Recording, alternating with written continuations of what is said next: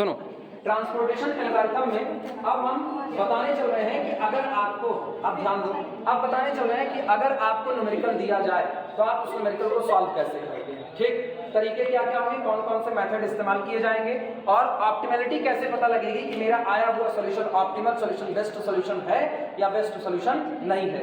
Heading डाल दो transportation algorithm. इसमें सबसे पहला नंबर लिखना, सबसे पहली चीज तो वही है कि जो आपको वर्बल डेटा दिया गया है आप उस वर्बल डेटा को मैथमेटिकल फॉर्म में कन्वर्ट करो, यानी फॉर्मुलेट मैथमेटिकल मॉडल। सबसे पहली चीज यही होती है, लिखना इसमें फॉर्मुलेट द प्रॉब्लम, फॉर्मुलेट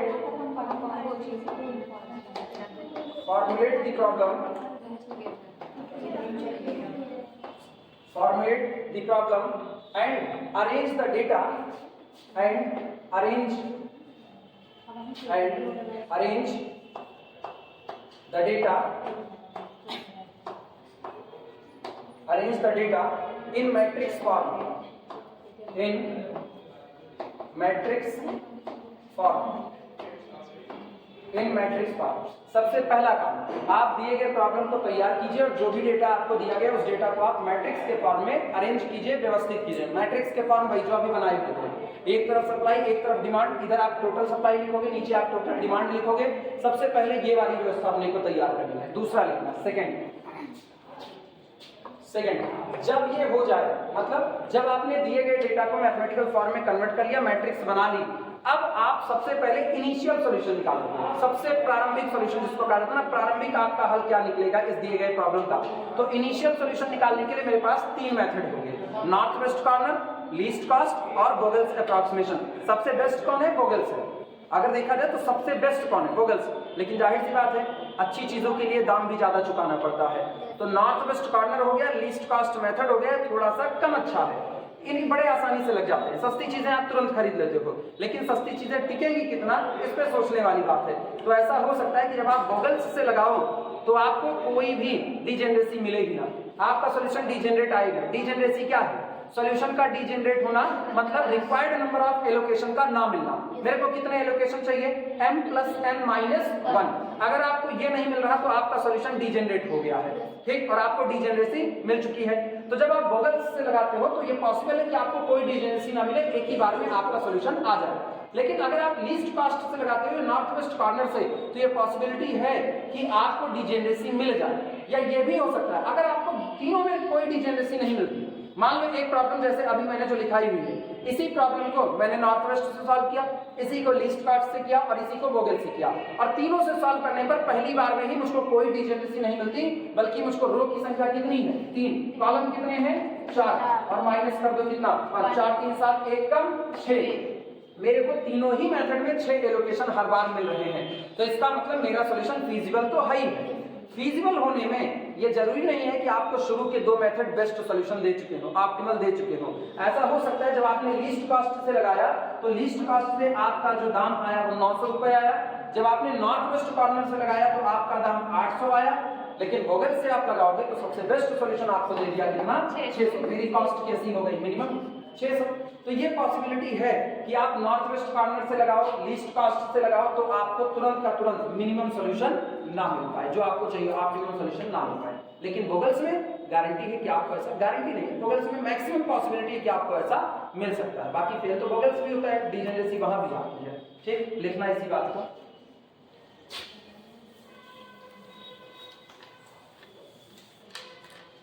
लिखना obtain an initial solution, obtain an initial solution, obtain an initial solution। अब हम क्या करते हैं? एक इनिशियल सॉल्यूशन को फाइंड आउट करते हैं, ठीक, कैसे? बाय यूजिंग, इस्तेमाल करते हुए, by using any one of the, by using any one of the following method,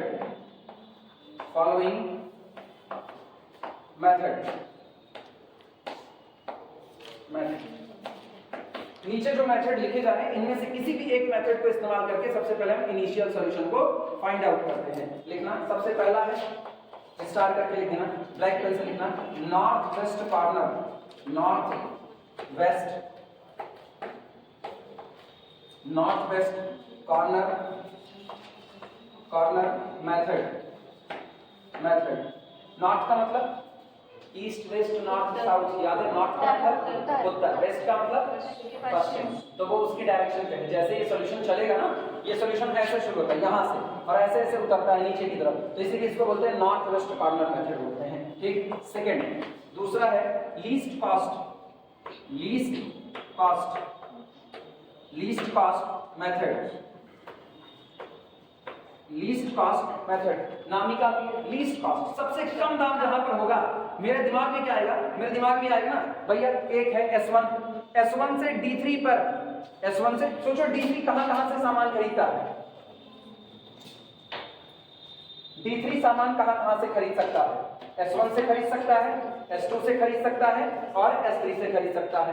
मेरे को ये पता लगता है इन सब में देखने पर कि S2 ही वो आदमी है या S2 ही वो स्टोर है जहां से D3 पर सामान लाना सबसे सस्ता पड़ता है, केवल और केवल 2 रुपए यूनिट पड़ती है। तो मेरे दिमाग में क्या आएगा? मेरे दिमाग में आएगा भैया मैक्सिमम इन्हीं से खरीद लो, मैक्सिमम इन्हीं से खरीद लो। लेकिन सोचो, आप मैक्सिमम इन्हीं से खरीद लोगे तो आप D3 की डिमांड तो पूरी कर दोगे कम से कम में, लेकिन ये भी तो हो सकता है कि जो D1 और D2 अभी बचे हैं और D4 बचे हैं जिनकी डिमांड अभी बाकी है, अगर S3 ने सारा इन्हीं को बेच दिया तो इन लोगों को महंगे दाम पे कहीं और से खरीदना पड़ सकता है। तो एक तरफ आप दाम कम कर रहे हो और दूसरी तरफ आपको पता भी नहीं, नीचे से आपकी जड़ खोद दी गई है, यहाँ पर दाम बढ़ चुका है। ये भी तो पॉसिबिलिटी हो सकती है। तो इसीलिए अपने को ना बैलेंसिंग में बांटना है, लेकिन इसका नाम ही वही है, लीस्ट कॉस्ट मेथड। मेरे दिमाग में पहली बात यही आएगी, भैया जहां दाम सबसे कम है चलो वहीं से खरीद लेते हैं। दिमाग में तो बात यही आएगी, लेकिन कोई जरूरी है कि वो आपको प्रॉफिट ही कमा करके दे? ऐसा हो सकता है वो आपके लिए नुकसान भी उठा सकता है, ये भी पॉसिबिलिटी है, लिखना। अच्छा, ये बात समझ आती है कि कम पे खरीद रहे हैं कहीं से, उसके बावजूद भी मेरा दाम बढ़ सकता है, ये बात समझ आती है? व्यावहारिकता में ये बात समझ आती है। हम ये कह रहे हैं एक स्टोर है जो सबसे कम दाम में सामान बेच रहा है, बाकी स्टोर भी हैं और बाकी डिमांड सेंटर भी हैं। हम सबसे कम दाम वाले से अपनी सारी की सारी डिमांड एक जगह की पूरी कर दे रहे हैं, लेकिन बाकी जगह की डिमांड बची हुई है, मेरे दाम बढ़ भी सकते हैं। मतलब हम फायदा कमाने गए, नुकसान उठा करके आ गए। ये बात समझ आती है कैसे? तुम्हारा कॉन्फिडेंस लो हो गया, कोई बात नहीं। D1, D2, D3 और 3 पर समझते हैं, 3 पर। ठीक,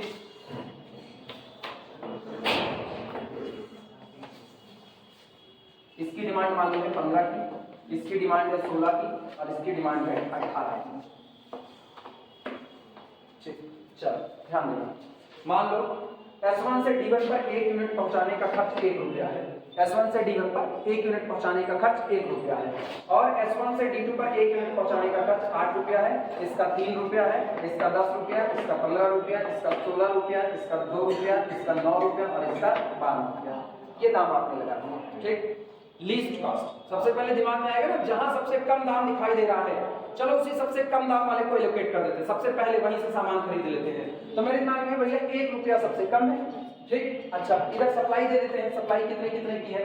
S1 आपको टोटल 7 यूनिट सप्लाई दे सकता है, S2 आपको टोटल 9 यूनिट सप्लाई दे सकता है और ये आपको टोटल 15 यूनिट सप्लाई दे सकता है। हालांकि अनबैलेंस्ड है, इनको जरा जोड़ो, कितना है? 16, 15, 18 जोड़ो, कितना आएगा? अरे 15, 15, 30, 31, 31 और 8, 39, 39, 10, 49। ये कितना आया? 49। लेकिन ये तो नहीं आ रहा ना, चलो इसको 49 पूरा कर देते हैं, इसको 49 पूरा कर दे, बैलेंस कर देते हैं। इसका कर दो 20, ठीक, और इसका कर दो 20, 20, 40, 49। कौन दिमाग लगाएगा? आसानी से काम हो जाए, खत्म करो। अब सोचो, अपने यहाँ आते हैं। S1 कहता है सबसे कम दाम मेरे ही पास है, हम S1 से D1 पर सप्लाई करेंगे तो 1 ही रुपया लेंगे, लेकिन S2 कहता है अगर हम भैया D1 को सप्लाई करेंगे तो 10 रुपया लेंगे, और ये कहता है हम सप्लाई करेंगे तो 2 रुपया लेंगे। अब मेरे पास 2 रास्ते हैं, सबसे कम तो यही दिमाग में है, भैया आप 1 रुपए में बेच रहे हो तो पहले तो तुम्हीं से खरीद लेते हैं। तो दिमाग में आया, आओ देखें डिमांड कितने की है? डिमांड 15 की, सप्लाई कितने की? 20 की। सामान ज्यादा है, डिमांड कम है। क्या ये बताओ, जब सामान ज्यादा है डिमांड कम है तो सारी डिमांड पूरी कर सकते हैं कि नहीं? खरीद लो पूरा 15 का 15 यहाँ से खरीद लो, 15 मैंने खरीद लिया। अब ये बताओ D1 की डिमांड फुलफिल हो गई कि नहीं हो गई?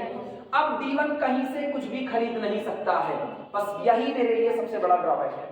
D1 ने 15 के 15 एक ही जगह से खरीद लिए, तो D1 अब कहीं और से कुछ भी खरीद नहीं सकता। इसका मतलब दूसरे सेंस में लो, दूसरे सेंस में S2 और S3 D1 को कुछ बेच भी नहीं सकते, कुछ नहीं बेच सकते। भाई किसको बेचोगे? जिसका पेट भर गया है उसको आप जबरदस्ती कहोगे नहीं भैया और खा लो, उल्टी कर देगा, फिर कौन खिलाने वाला है उसको? तो इसीलिए D1 की डिमांड एग्जॉस्ट कर चुकी है। अब आप D1 को कुछ बेच नहीं सकते हो, तो S2 और S3 अब अपने सामान की खपत अगर कहीं पर कर रहे हैं तो किस पर करेंगे? D2 पर और D3 पर। तुम एक चीज गौर करो, अगर ये D2 और D3 पर सामान बेचते हैं तो यार सबका प्राइस हाई हो चुका है, हाँ है ना?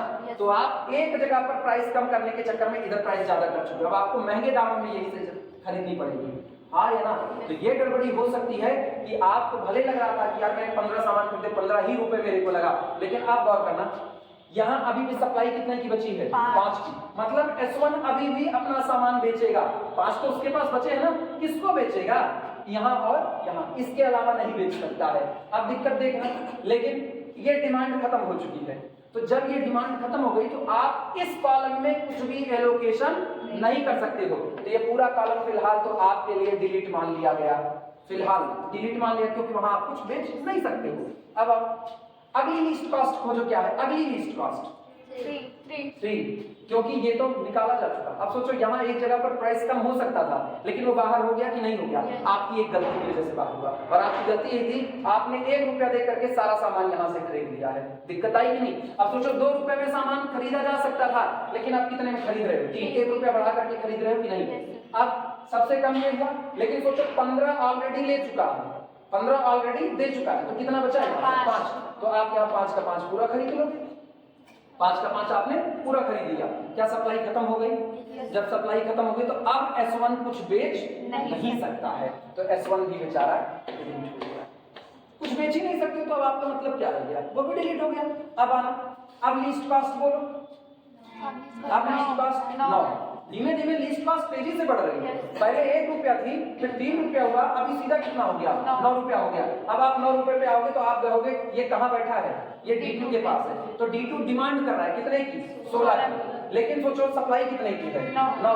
डिमांड ज्यादा है, सप्लाई कम है, तो सप्लाई अगर पूरी ले लोगे तब भी डिमांड पूरी नहीं होगी। आप पूरा का पूरा 9 इनको दे दो, 9 की सप्लाई हो गई, क्या सप्लाई खत्म हो गई कि नहीं?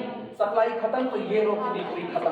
अब S3 कुछ बेच नहीं सकता, S3 बेच नहीं सकता, लेकिन D2 अभी भी खरीदेगा, लेकिन अब बवाल ये है, अब D2 कै रुपए में खरीदेगा? 15 रुपए में। ये गड़बड़ी दिख रही है कि नहीं दिख रही है? आप बिल्कुल सिस्टमैटिक तरीके से खरीद ही नहीं रहे, आप ऐसा खरीद रहे हो, एक जगह पर आपने कम पैसा देखा, आप गए फाट पड़े कि भैया इतना सारा हमको दे दो, 1 रुपए में मिल रहा है, लेकिन अगले ही पल आपको पता चला कि आप 1 रुपए में सामान तो खरीदे, लेकिन बाकी जगह की जब आपने डेस्टिनेशन पर गए और बाकी जगह पर आपको अपनी डिमांड फुलफिल करनी हुई तो वो महंगे में फुलफिल हो रही है। दिक्कत आई कि नहीं आई? इसीलिए ये आपको बेस्ट सोल्यूशन दे इसकी कोई गारंटी नहीं, दे भी सकता है, दे भी सकता है, लेकिन दे इसकी कोई गारंटी नहीं है। दिक्कतें पता चली? रियल लाइफ में यही सिचुएशन होती है कि आप कम पैसा देख करके कहीं गए फाट पड़े, और उसके बाद फिर पता चल रहा है कि अब आप एक जगह की डिमांड पूरी कर चुके हो। जूता मोजा खरीदना था वो आपने खरीद लिया, अब आपको क्या खरीदना है? अब आपको अदर कपड़े खरीदने हैं, लेकिन अब वो सप्लाई नहीं दे सकता। अब जो सप्लाई देगा वो मांगे दाम पर सप्लाई दे रहा है ना, अब वो जो मांगेगा वो आपको पे करना पड़ेगा। ये तकलीफें बनी होंगी। आई बातें समझ में? इसीलिए कहा जाता है अगर आप लीस्ट कॉस्ट मेथड से आते हो तो आप अपने दिमाग में एक फिक्स क्राइटेरिया के साथ आ रहे हो। सोचो आप अपने दिमाग में कोई प्लान लेके नहीं आ रहे हो, आप अपने दिमाग में एक फिक्स क्राइटेरिया लेकर के आ रहे हो कि मेरे को खाली दाम क्या देखना है? कम, लीस्ट कॉस्ट देखना है, और जहां कम दिखा, जहां पर आपको कम दाम दिखा वहीं पर आप जाकर के फाट पड़े। तकलीफ ये हो रही है आपको। तो एक जगह कम देख रहे हो, और जब एक जगह कम देख रहे हो तो बाकी जगह पर प्राइस वेरिएशन क्या हो रहा है वो तुम्हारे दिमाग से आउट हो चुका है। सेल जब लगती है, मार्केट में सेल लगती है ना, एक के साथ एक फ्री, डिब्बे पे डिब्बा ऑफर आता है, तो डिब्बे पे डिब्बा ऑफर पे आदमी क्या करता है? अपने जो पैसे रखे रहता है वो भी कहता है अच्छा यहाँ पर प्राइस चल रहा है, एक डिब्बा खरीदेंगे, एक डिब्बा मेरे को जरूरत नहीं है, लेकिन दिल में लालच आ गया, एक डिब्बे के साथ एक कल पता नहीं मिले कि ना मिले, तो लाओ खरीद लेते हैं। पैसा तो तुमने लगा दिया, डिमांड तुम्हारी थी, तुमने फुलफिल किया, लेकिन उसके बावजूद अब तुम्हारे पास पैसे की कमी पड़ चुकी है, अब तुम कहीं और जाकर के ठग विद्या में आओगे। समझ में आई बात है? Yes sir.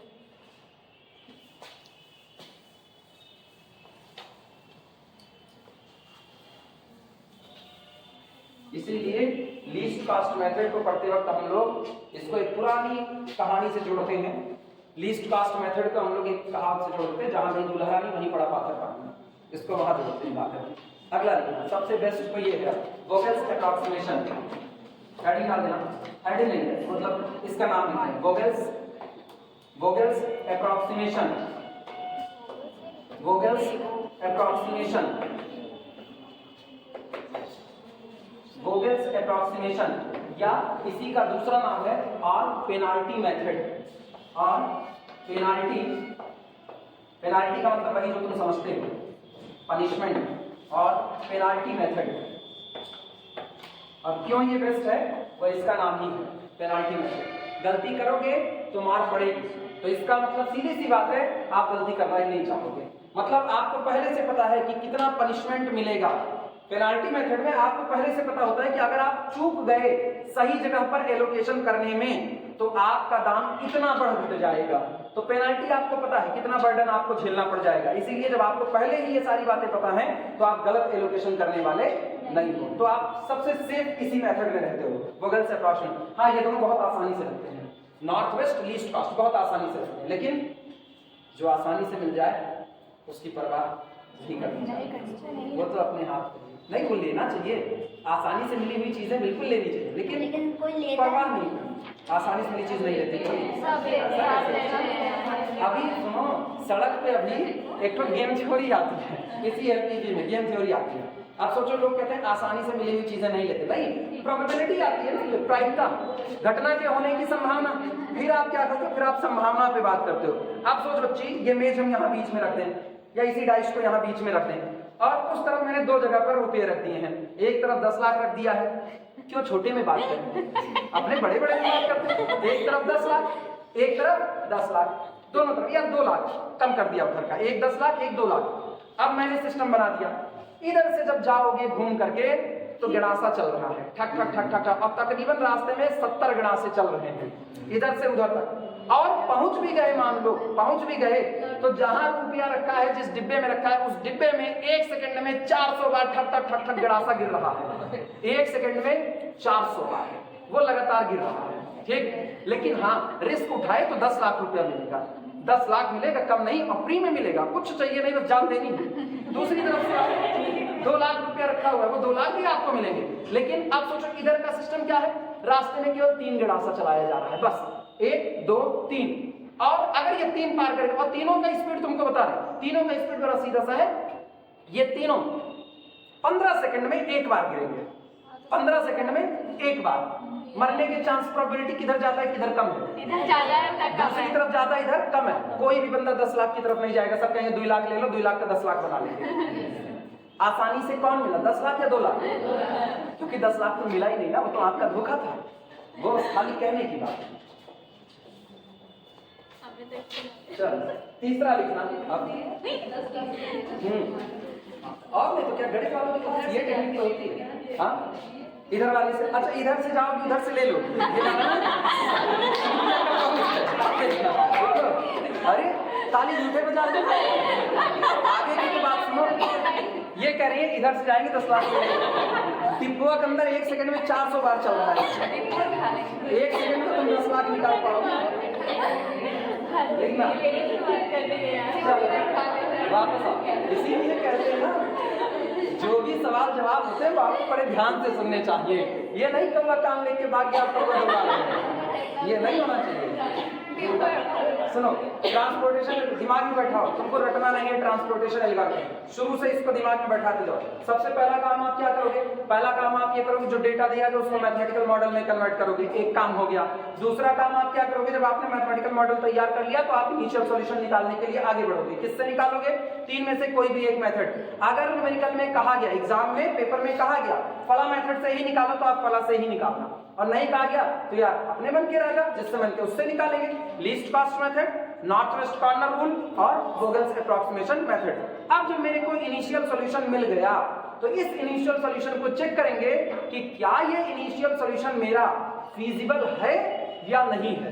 फीजिबल होने का मतलब वही है m+n-1, डिजेनरेट नहीं होना चाहिए, नॉन डिजेनरेट है, और इसके साथ ही साथ ऑप्टिमल है कि नहीं, ये भी चेकिंग करनी पड़ेगी। लिखना अगली बार, solution obtained by above, line change करके लिखना, solution obtained by above, solution obtained by above, ये जो दिया गया है इनसे निकाला गया जो सॉल्यूशन है आपका, solution obtained by above must satisfy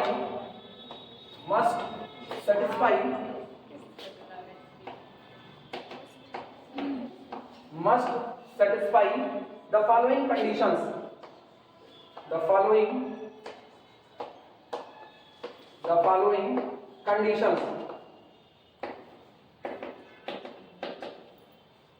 must satisfy the following condition. अब आपके जो सॉल्यूशन आ रहे हैं वो हर हाल में नीचे लिखी गई कंडीशंस को सेटिस्फाई करने ही चाहिए। पहली कंडीशन सुनना, पहली कंडीशन तो वही है कि आपका सॉल्यूशन हर हाल में फीजिबल होना चाहिए।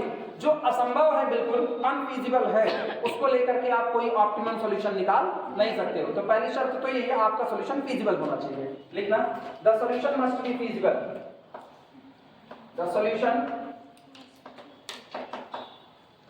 must be feasible, the solution must be feasible। ठीक, feasible कब होगा? जब वो रिम कंडीशन को सेटिस्फाई करेगा। ठीक, रिम कंडीशन वही m+n-1 के बराबर एलोकेशन आना चाहिए। लिखना, दैट इज अर्थात that is it must satisfy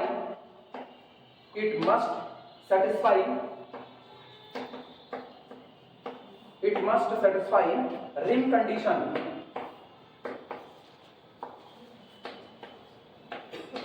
it must satisfy rim condition। और दूसरा सेकंड, ठीक,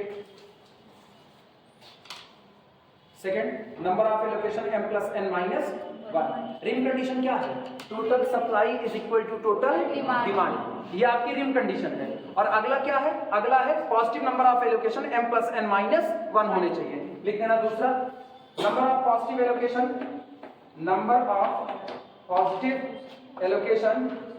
अच्छा, पहले रिम कंडीशन गलत बोल दिए थे ना, पहले हम गलत बोल दिए थे। हाँ, मेरे दिमाग कभी कभी लग जाता है। Allocation, number of positive allocation is equal to m+n-1, ये होना चाहिए। नोट करो।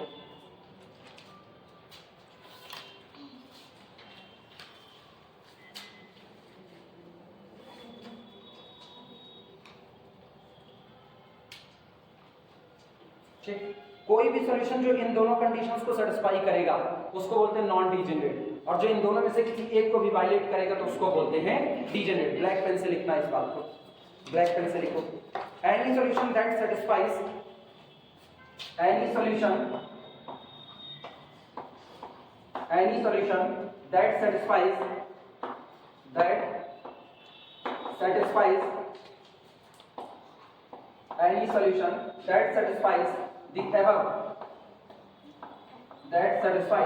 the above condition is called non-degenerate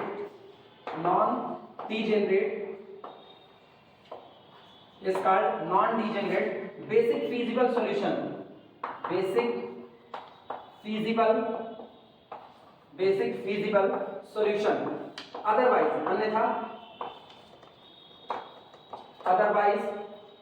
degenerate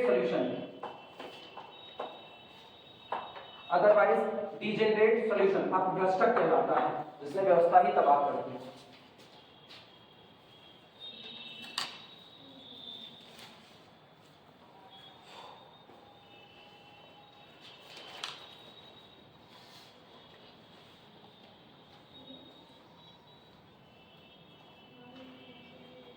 working rule थोड़े से लंबे हैं इसके, लेकिन वर्किंग रूल लिखाना इसलिए जरूरी। देखो, हम नॉर्मल एग्जाम में वर्किंग रूल नहीं पूछता, पहले बता देता हूँ। एग्जाम में वो ये नहीं कहेगा हाँ तुम्हारी किस्मत अगर थोड़ी सी बुरी हुई तो वो लिख भी देगा, आप वर्किंग रूल बताइए कि लीस्ट कॉस्ट मेथड का वर्किंग रूल क्या है, आप उस पर टिप्पणी लिखिए, तो आपको पूरा लिखना पड़ेगा। लेकिन आमतौर पर नहीं पूछता, सवाल ही देता है। दिक्कत यह है, जैसे सिंप्लेक्स में था वैरायटी थी न्यूमेरिकल की, 4-5 वैरायटी के न्यूमेरिकल थे, ठीक। अगर आपके बेसिस में आर्टिफिशियल रुक गया तो क्या होगा? अच्छा, रुक भी गया तो जीरो वैल्यू के साथ रुका तो अलग मामला है, और पॉजिटिव वैल्यू के साथ रुका तो अलग मामला है। तो जब हम सारे वर्किंग रूल लिखाए रहते ना, तो वही होता है कि आपके पास सारे नियम पड़े हुए हैं। अब कैसा सवाल इन फ्यूचर टकराएगा उसमें तुमको दिक्कत नहीं होगी। हम वर्किंग रूल ना लिखाएं और हर वैरायटी के सवाल में 2 वैरायटी के सवाल छूट गए, जैसे वो तुमसे इन फ्यूचर टकराएंगे। मान लो टाई अप वाला ना लिखाए होते कि आप टाई ब्रेकिंग कैसे करते हो, अगर टाई हो गया इनकमिंग वेक्टर में तो आप किसको चुनोगे किसको नहीं चुनोगे। अभी तो अपने पास रूल है ना, tie between decision and decision, select any decision variable, arbitrary, tie between slack and decision, तो किसको सेलेक्ट करेंगे इनकमिंग के लिए? डिसीजन, स्लैक नहीं। स्लैक तो मेरे लिए बस खाली एक टूल के तौर पर आया ना, तो इसीलिए वहां पर आपके पास नियम है। तो अब न्यूमेरिकल चाहे जैसा आए, तुम्हारी जेब में नियम पड़ा है, तुमको मुझसे पूछने की जरूरत नहीं है, इसीलिए ये भी सब लिखाते हैं, ठीक, कि ये तुम्हारे पास मौजूद है। लगाते वक्त जैसी सिचुएशन बनेगी तुम पीछे वर्किंग रूल देखो, तुरंत फटाफट उसको उसी हिसाब से डील कर दो। समझ में आई बात है? तो इससे बोर ना होना। वैसे किसी के घर जाते जब पहली बार ना, तो उससे हाय हेलो होता है, नमस्ते ना, उसके बाद हाल चाल पूछे जाते हैं। नहीं कहते पहुंचते मान बहुत प्यास लग गया, चाहे 1 लोटा पानी 1 थैली गुड़ दे के आओ, ये आप नहीं कहते, पहले बैठ करके बतियाओ। जो आपका सबसे खास रिश्तेदार होगा घर का ना, सबसे खास, वही इस सिचुएशन में आता है, वही कहता है जैसे आप नमस्ते करोगे, चल भैया पहले दौड़ के 1 लोटा पानी लेकर, बहुत प्यास लग गया है, जैसे जिया निकल जाता है पहले वही। तो जो सबसे खास है, यार दोस्त में तो बेचारा किसी आते हुए आएगा, आ गया ठीक ठाक हो, प्यास लगी, गला सूख रहा है, लेकिन मांग नहीं सकता है ना, थोड़ी देर के बाद अच्छा यार थोड़ा पानी पिला, बैठने के बाद। इनिशियल में अपने लोग अभी इससे इनिशियल में मिल रहे हैं पहली बार।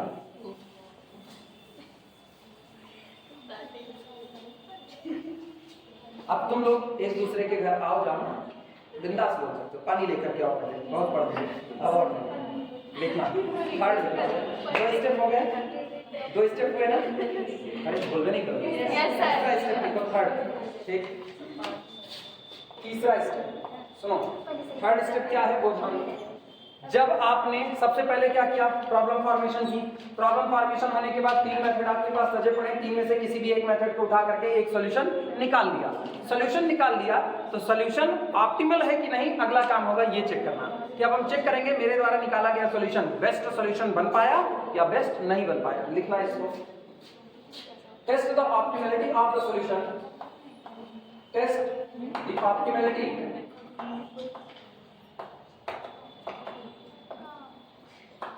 test the optimality of the solution test the optimality of the solution by use of और मोदी जी के समर्थन फिर खुश हो जाएंगे, by use of Modi method.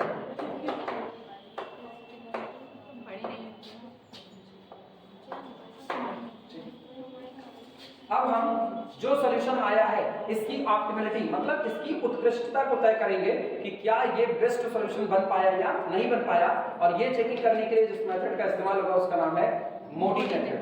तुम कह सकते हो अगर तुम उनके फेवरेट मतलब वो तुम्हारे फेवरेट नेता तो मोदी मेथड, मतलब देश तो मोदी जी ही बचा रहे हैं, ऐसी वाली फील के साथ आपकी प्रॉब्लम का बेस्ट सॉल्यूशन भी कौन दे रहा है, मोदी जी दे रहे हैं, ऐसा तुम कह सकते हो। हम नहीं कह सकते, हम राजनीति से परे हैं।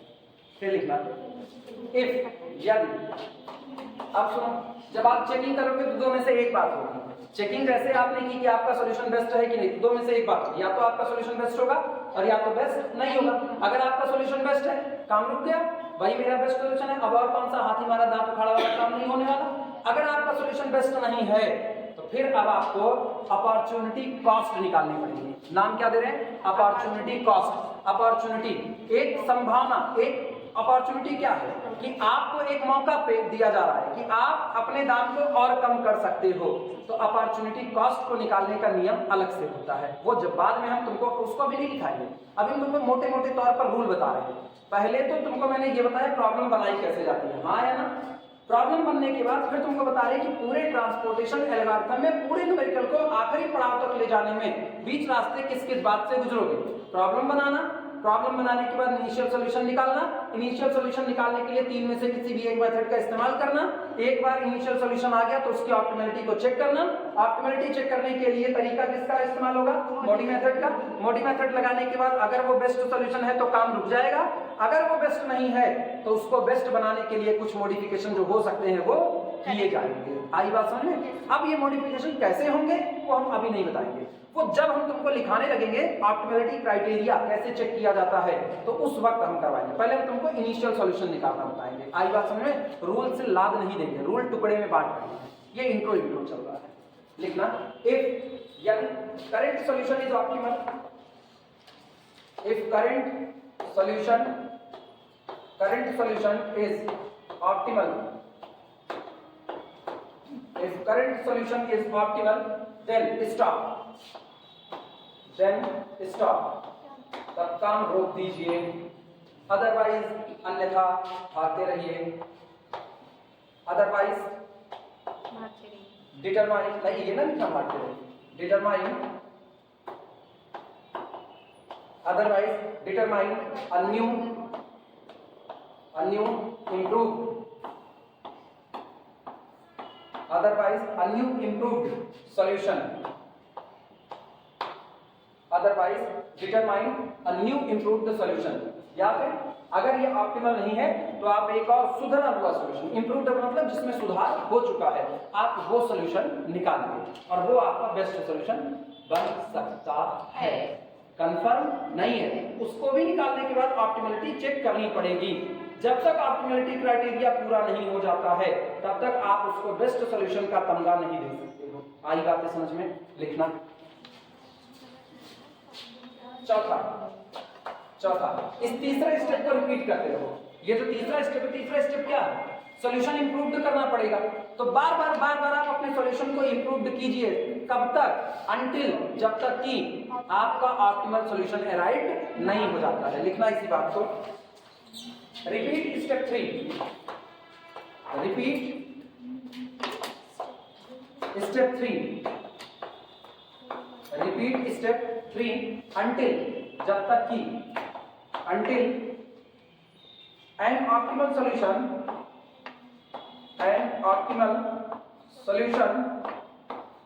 until an optimal solution reach,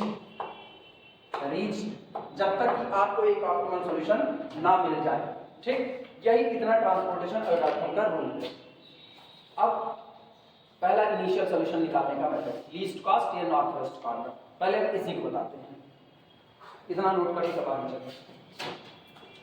पहले नॉर्थ वेस्ट, फिर लीस्ट कॉस्ट, तब वोगेल्स आएगा। अभी आज तो नॉर्थ वेस्ट ही चलेगा ना। कितने गए अपने लोग? एक के ऊपर निकल गए ना, ऐसे टाइम भागता रहता है।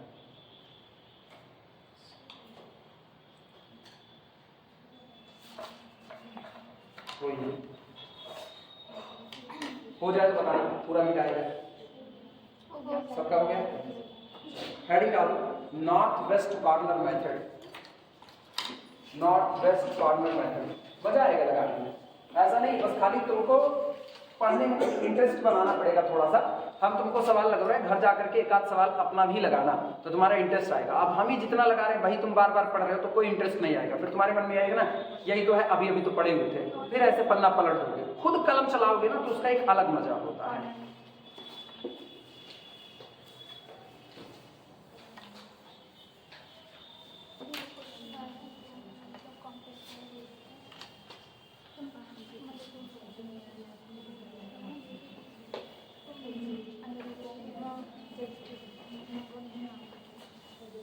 बस हम मना रहे भाई कि मेरा मोबाइल धोखा न दे, ये चल जाए बस।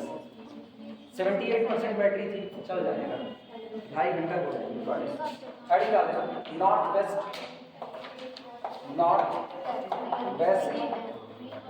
Corner method.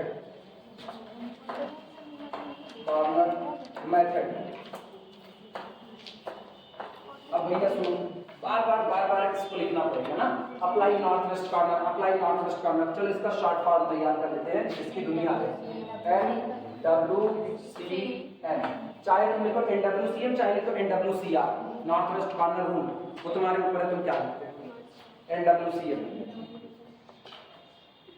दुनिया शॉर्टकट ना, हर तरफ पापा फिर पा नहीं, अब खाली पा चलता है बस। मॉम, भाई को ब्रो, पहला लिखना रूल में सबसे पहले। सुनो जरा मेरे को वाली टेबल बता देना जो अभी बनाए थे, ठीक है? जैसे तुमको रूल लिखाते चले और समझाते चले, वरना हम ऐसे लिखेंगे तुमको हवा हवाई कुछ समझ नहीं आएगा। मेरे पास 3 फैक्ट्री थी, S1, S2, S3। अच्छा इसको पढ़ाने में ना गजब अमीरी वाली फील आती है। मेरे पास 3 फैक्ट्री थी, आज बिक गई, हम गरीब हो गए। ये आप कह सकते हो। D1, D2, D3, D4 और 4 गोदाम हुआ करते थे जिनमें मेरी फैक्ट्री से सामान जाया करता था। वो भी अब नहीं रहा। वो भी अब नहीं रहा।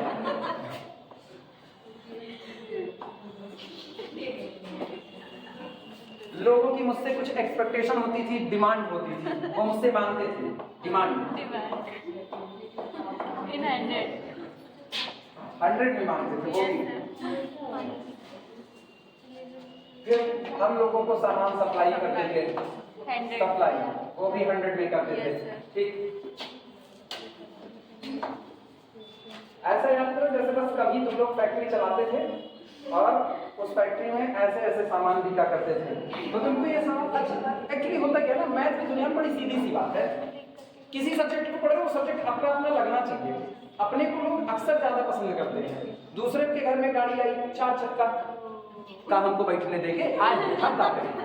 आपको नहीं होता का हमको बैठने देंगे, आज हम का करेंगे? अपने घर में एक्टिवा आई ना, रोज 2 बार कपड़ा मार करके तैयार किए रहोगे उसको ना, एक्टिवा आई है, ठीक है? 4 दिन बाद वो भी कीचड़ में नहा लेगी, लेकिन पहले जो 2-4 दिन वो आपकी अपनी है, तो बगल वाले की फॉर्च्यूनर से क्या ही मतलब है? तो इस सवाल को अपना बनाओ। मेरे पास फैक्ट्रियां हुआ करती थी, बताओ S1 से D1 पर सामान की सप्लाई का प्राइस क्या था? 19 कितना? 19 19 बोल दो बच्चे, हमको अंग्रेजी 30 50 50 10 इसके बाद 70 70 30 40 40 60 40 40 8 8 70 20 20 यस सर 20 और डिमांड 5 5 8 8 7 7 14 सप्लाई 7 7 9 9 14 14 टोटल जोड़ कितना था? 34 34। अब सुनो कैसे आप इसमें निकालोगे कि कहां से किधर कितनी सप्लाई की जाए। सबसे पहला नियम है north west corner rule. North west corner rule नियम समझना, लिखेंगे बाद में, पहले समझना फिर लिखा जाएगा। हाँ ये कितना था? 18। हाँ वो सही बोलना, वो गड़बड़ाना मत। 18 ठीक। अब सुनो कैसे निकाला जाएगा वो ध्यान दो, सारे लोग ध्यान देना। सबसे पहले दुनिया पहली सेल से शुरू होगी, यहीं से हम स्टार्ट करेंगे। नॉर्थ वेस्ट कॉर्नर, नॉर्थ का मतलब उत्तर, ये आपका कौन है? पूरब, ईस्ट, ये वेस्ट, नॉर्थ और कौन? साउथ। यही हुआ ना। अब देखना कॉर्नर की बात करें, लेकिन कौन से कॉर्नर? North west corner. ये कॉर्नर किधर है? नॉर्थ की तरफ, और ये कॉर्नर किधर है? वेस्ट की तरफ। तो नॉर्थ वेस्ट कॉर्नर रूल इसीलिए बोला जाता है कि हम यहां से चलेंगे और ऐसे नागिन डांस करते करते आगे तक आएंगे। और करना आपको नागिन डांस पड़ेगा, थोड़ी देर में देखना अभी होने वाला है। चलो ध्यान देना, सबसे पहला काम जो आपकी लेफ्ट मोस्ट सेल होगी, सबसे पहली सेल, आप वहीं से शुरुआत करोगे। अभी लिखाते हैं, पहले समझ लो इसको। यहां से आप शुरुआत करोगे। जब आप इस सेल पर हो तो इस सेल से पूछो कि इस सेल की डिमांड कितनी है। ये सेल किसके लिए बना? डिमांड सेंटर D1 के लिए।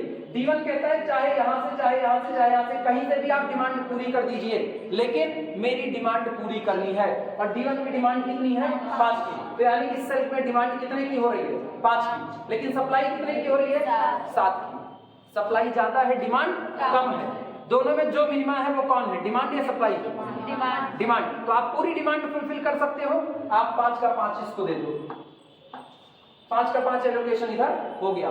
समझना, सबसे पहले मैंने क्या किया? कोई है क्या? हाँ अच्छा, हवा भी मेरे से पढ़ने के लिए तैयार है। कितना अच्छा पढ़ाते, हवा भी पढ़ना चाहिए ना। ये 5 आया, ठीक। सबसे पहले नियम बड़े साफ सुथरे, आप लेफ्ट मोस्ट कॉर्नर से स्टार्ट कीजिए। लेफ्ट मोस्ट कॉर्नर में पूछिए डिमांड कितने की, सप्लाई कितने की। दोनों में से जो मिनिमा है वो आप एलोकेट कर दो। ये सप्लाई कम हो गई, मान लो सप्लाई केवल 2 की होती और डिमांड कितने की है 5 की, तो क्या 5 डिमांड पूरी कर पाते? नहीं, लेकिन 2 सप्लाई थी तो 2 डिमांड आप फुलफिल कर सकते थे। तो जितना हो सकता है एज मच एज पॉसिबल आप यहाँ एलोकेट कर दो। कर दिया आपने। अब आप देखो जब आपने as much as possible allocate किया, कौन एग्जॉस्ट किया, सप्लाई या डिमांड? पहले आप ये चेक करो। आज मेरे पास डिमांड एग्जॉस्ट हो गई। जब डिमांड एग्जॉस्ट हो गई तो आप क्या D1 को और कुछ दे सकते हो? नहीं, तो आप वर्टिकली डाउनवर्ड मूव नहीं कर सकते हो।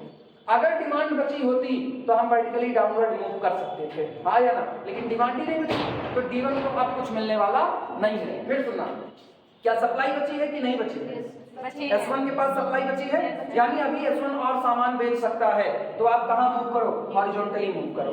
हॉरिजॉन्टली किधर मूव करोगे? जस्ट अगली वाली सेल में। आप अगली वाली सेल में पहुंचे। आप बताना सप्लाई कितने की है? 2। 7 नहीं बची, 5 तो निकल चुका, 2 सप्लाई बची। डिमांड कितने की है? 8। सप्लाई कम है, डिमांड ज्यादा है, तो आप वही 2 ही दे सकते हो और दे नहीं सकते। 2 आप इसको, हाँ या ना? अब तुम बताओ जरा, सप्लाई खत्म? 5 इधर दे दिया, 2 इधर, सप्लाई साथ ही तो थी। S1 ने सप्लाई खत्म कर दी। अब S1 कोई और सामान दे नहीं सकता। लेकिन क्या D2 की डिमांड अभी भी अनसैचुरेटेड है कि नहीं है? D2 की कितनी डिमांड अभी भी बची है? 6। 2 निकल गया, 8 में से 2 निकाल कर डिमांड कितनी बची? 6। तो 6 डिमांड पूरी करने के लिए अब आप कहाँ डाउनवर्ड जाओ? डाउनवर्ड नीचे आओगे। तो नीचे आओगे इस वाली सेल में। इस वाली सेल में आए तो आप कहां से सामान खरीद रहे हो? S2 से। कितने की सप्लाई है? डिमांड कितने की है? 6। आप पूरी डिमांड पूरी कर सकते हो, आप इसको 6 पूरा पूरा दे दो।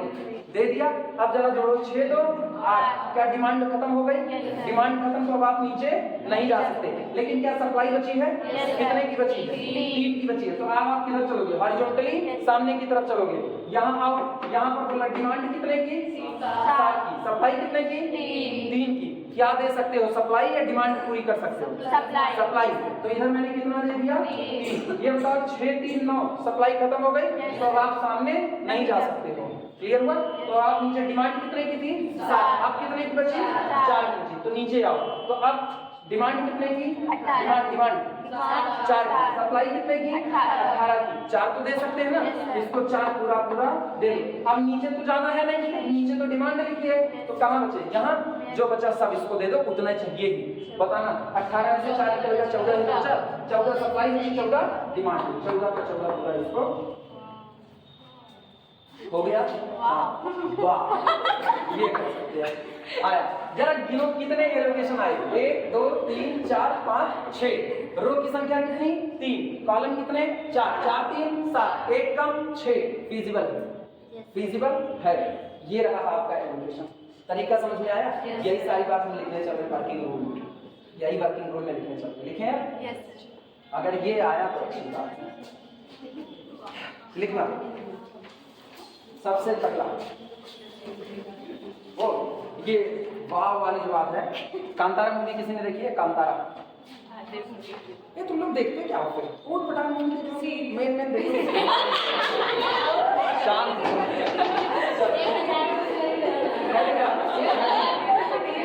बस लिखो, स्टार्ट फ्रॉम, स्टार्ट। चलो सुनो, सबसे पहले ऊपर वाली सेल से शुरू करना। बता रहे थे। स्टार्ट विद, हाँ बता के ना, ये जो बात है कांतारा मूवी देखने लायक, मतलब मास्टरपीस उसको कहा जा सकता है। तो कांतारा देखना, उसमें जो देव होते हैं वो देव, मतलब वैसे तो वो बात करते रही है, बीच बीच में वो यही जो शुरू होता है ना, बड़ी तेजी से चिल्लाते हैं वाह कर करके, तो वो देखने लायक। तो उसको देख करके ना तो आता है वाह। Start with upper left, upper left. Start with upper left. Upper left का मतलब सबसे ऊपर लेफ्ट साइड में। स्टार्ट विद अपर लेफ्ट, सबसे ऊपर लेफ्ट साइड में, इसको कहते हैं नॉर्थ वेस्ट कॉर्नर। एक ब्रैकेट में लिख देना, north west, north west, north west corner, north west corner cell, north west corner cell. ठीक, एंड कह रहे हैं सबसे पहले जो आपका अपर लेफ्ट कॉर्नर है, ध्यान देना, सबसे पहले जो आपका अपर लेफ्ट कॉर्नर है आप यहां से शुरू कीजिए and allocate as much as possible, जितना हो सके उतना एलोकेशन कर दीजिए। कितना हो सकेगा, डिमांड और सप्लाई में जो मिनिमम होगा वही हो सकता है। क्लियर है कि नहीं, लिखना and allocate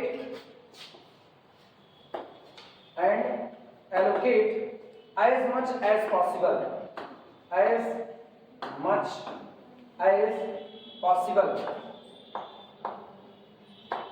as much as possible, that is अर्थात that is minimum of ये बताओ दिमाग का उड़ाना, अपर हाफ यही है ना, अपर हाफ यही है, ठीक।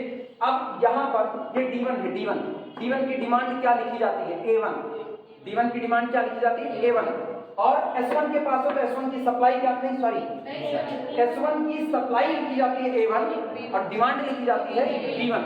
तो A1 B1 में जो मिनिमम है वो आप यहाँ पर एलोकेट कर दो। आई बात समझ में? तो एलोकेट मिनिमम ऑफ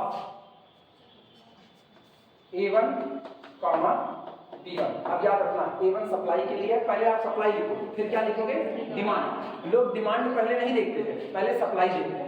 आपको सामान खरीदना है, कितना खरीदना है ये नहीं मायने रखता है, जहां खरीदने गए उसके पास है कितना ये मायने रखता है। जितना उसके पास होगा, अगर उसके पास ज्यादा है, मुझको कम चाहिए तो सब वहां से खरीद लेंगे। अगर मुझको ज्यादा चाहिए, उसके पास कम है, तो जितना है वो खरीद लेंगे। तो हर बार जो डोनर है उसी को देख रहे हैं कि वो कितना दे सकता है। मेरे को 4 बोतल खून की जरूरत है, सामने वाले के शरीर से 4 बोतल निकाल लेंगे, एक के दे सकता है, झिरमिट जैसा आदमी हो एक के दे सकता है, तो एक ही तो निकालेंगे ना, तो 4 तो नहीं निकाल लेंगे। तो सामने वाला कितना, डोनर क्या दे सकता है, मेन इसी पर डिपेंड करता है। तो इसीलिए पहले हम लोग क्या लिखते हैं, सप्लाई, और फिर क्या लिखते हैं, डिमांड। फिर दूसरा, सेकेंड, सबसे पहला काम यही किया कि लेफ्ट मोस्ट कॉर्नर से स्टार्ट करते हैं, सप्लाई और डिमांड में जो मिनिमम है उतना एलोकेट कर देते हैं। ये एलोकेट करने के बाद अब हम देखते हैं कि कौन एग्जॉस्ट किया, सप्लाई एग्जॉस्ट कर गई या डिमांड एग्जॉस्ट कर गया। जो एग्जॉस्ट किया है उसकी डायरेक्शन में बढ़ना नहीं है। जैसे अगर डिमांड एग्जॉस्ट कर गई तो नीचे नहीं आना है, बल्कि हॉरिजॉन्टली सामने की तरफ जाना है। और अगर सप्लाई, अब सुनो, अभी तुमको ना एक और चीज बता, अभी एक तरफ तो चलना बता ही नहीं।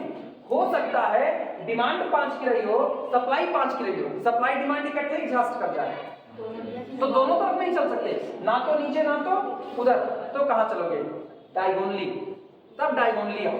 आई बात समझ में? जैसे हम यहाँ 5 रख दिए, यहाँ भी हम 5 रख देते, तो 5 और 5 दे दिया, ना तो सामने जा सकते हो ना तो नीचे, तो आप कहाँ आओगे, डायगोनली इस वाली सेल में आओगे। क्लियर हुआ कि नहीं? तो अगर दोनों एक साथ सैचुरेट हो जाते हैं तो डायगोनली चलेंगे, अदरवाइज या तो हॉरिजॉन्टल चलेंगे या तो वर्टिकल डाउनवर्ड चलेंगे। क्लियर हुआ? 3 डायरेक्शन अपने पास चलने की है। देखना सेकंड में पहला,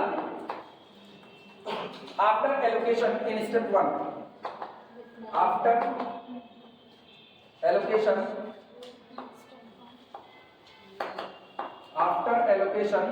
इन स्टेप 1, इन स्टेप 1 में एलोकेशन करने के बाद, after allocation in step 1, supply A1 exhausted, रुक जाएगा,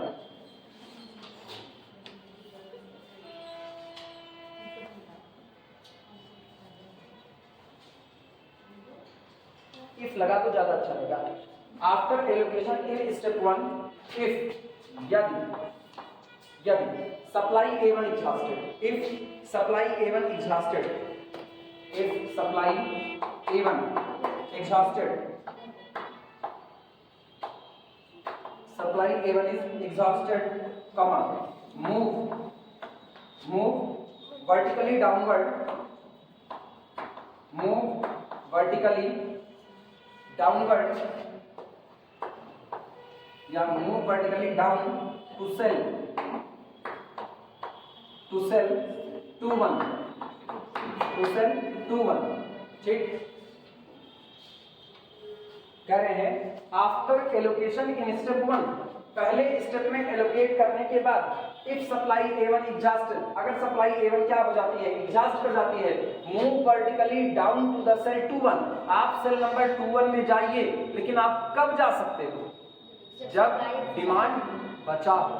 सप्लाई एग्जॉस्ट हो गई बच्ची, सप्लाई खत्म, डिमांड बची हुई है, ठीक। तो आगे यहां पर लिख देना down to the cell 21 if demand remaining, अगर डिमांड बची हुई है, if demand remaining, if demand remaining, full stop. अगर डिमांड बचती है तो आप सेल नंबर किस में जाइए, 21 में जाइए, ठीक। शर्त है हर बार, कोई प्रॉपर वर्किंग रूल नहीं है, क्योंकि अंदाजे पे काम हो रहा है। भाई मेरे को वर्किंग रूल लिखते वक्त तो पता नहीं ना कौन एग्जॉस्ट करेगा कौन नहीं करेगा, तो मेरे को दोनों बातें लिखनी पड़ेगी। अब ये भी हो सकता है अभी हम किस में गए, सेल नंबर 21 में गए, कब, जब डिमांड बची है, सप्लाई खत्म हो गई। दूसरा हम लिखेंगे if demand exhausted but supply remaining, if demand exhausted but supply remaining, तो किधर मूव करेंगे, तब सेल नंबर 12 में मूव करेंगे। क्लियर हुआ कि नहीं। फिर हम तीसरा लिखेंगे if supply and demand both exhausted simultaneously, अगर एक साथ दोनों एग्जॉस्ट कर गए, then move cell number 22, diagonally move करेंगे। और उसके बाद सीधे लिख रहे हैं now repeat this process until all allocations exhausted, जब तक सारे एलोकेशन एग्जॉस्ट ना करते तब तक आप इसी बात को चलाते रहना। आई बात समझ में। बी पार्ट लिखना इसका, बी पार्ट, वो टेबल नहीं मिटाएंगे, इसी को मिटा रहे हैं।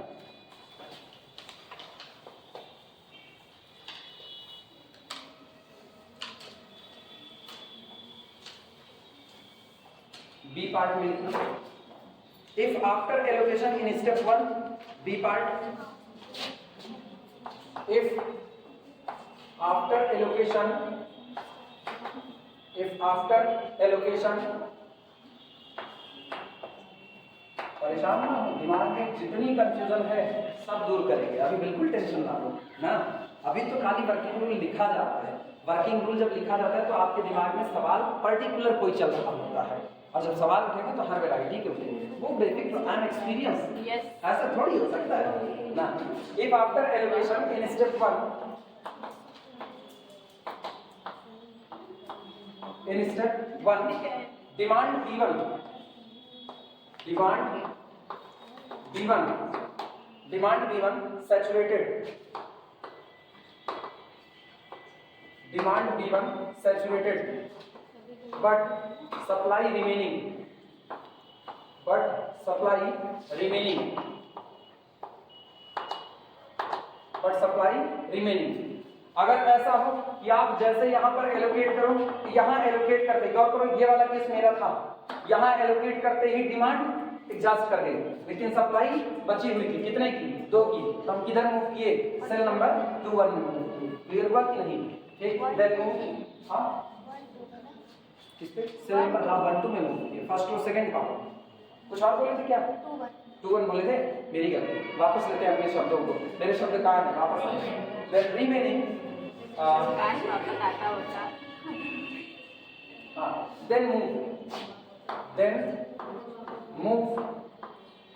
Then move horizontally to cell, move horizontally to cell 1 2, तब सेल नंबर 1 2 में मूव करेंगे,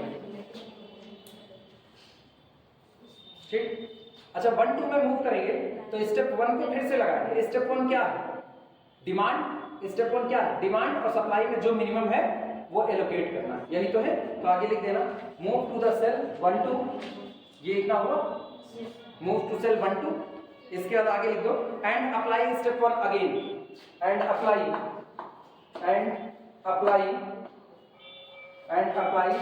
स्टेप 1 अगेन,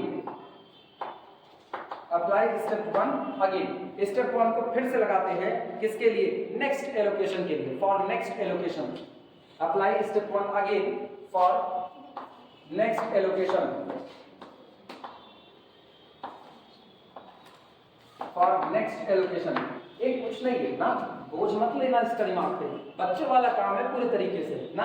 हर खाने में आपको बोट सजानी है, इतने काम है, कैसे सजानी है वो आपके ऊपर है, और आपके ऊपर नियम यही है, जब तक सारी चीजें खत्म नहीं हो जाएंगी तब तक आप उस जगह को छोड़ करके हटेंगे नहीं। बहुत सीधा सा रूल है, जब तक हर चीज खत्म नहीं हो जाती है तब तक आप उस जगह को छोड़ करके हटेंगे नहीं। घर में एक आदत है, जब तक थाली का खाना खत्म नहीं हो जाता है अगर उठे तो बत्ती सी तोड़ देंगे। ये कहा जाता है कि आप खाना छोड़ करके नहीं उठ सकते। सेम कंडीशन, आप सारा एलोकेशन छोड़ करके उठ नहीं सकते। आपको रूल फिक्स है, उसी रूल के अकॉर्डिंग चलना है। जरा देखना, अब आखिरी वाली स्टेप लिखने से पहले हम तुमको ऐसे लिखा रहे हैं, अब तुमको ये रूल याद नहीं करना पड़ेगा।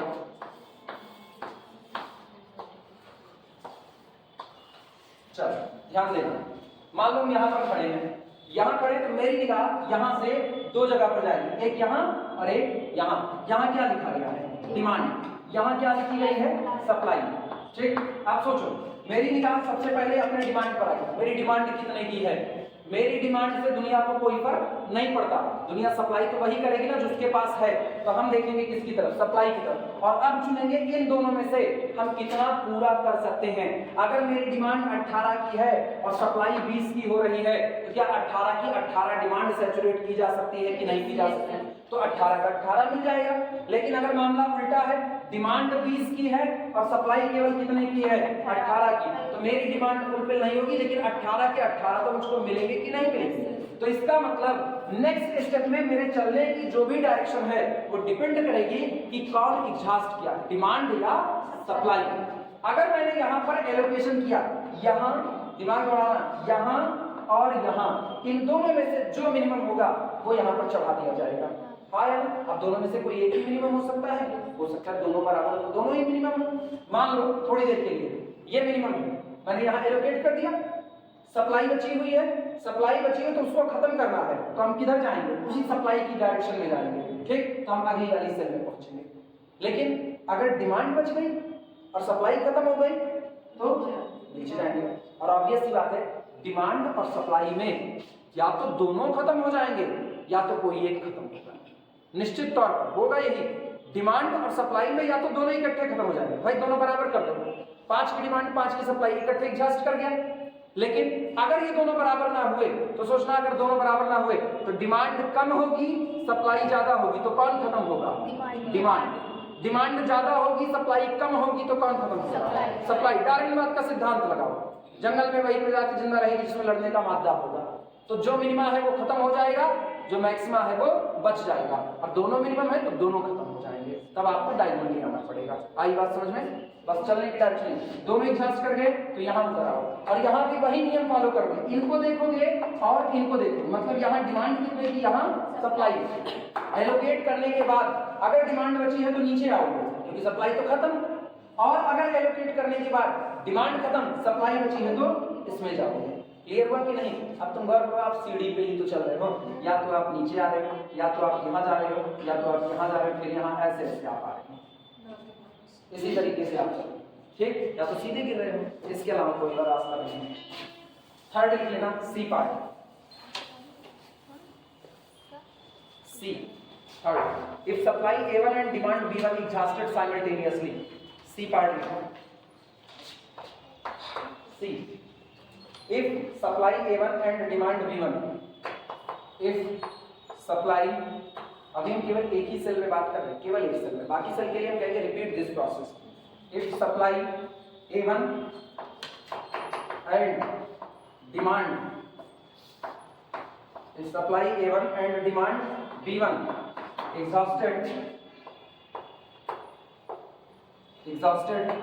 simultaneously, साथ साथ, simultaneously, then move diagonally,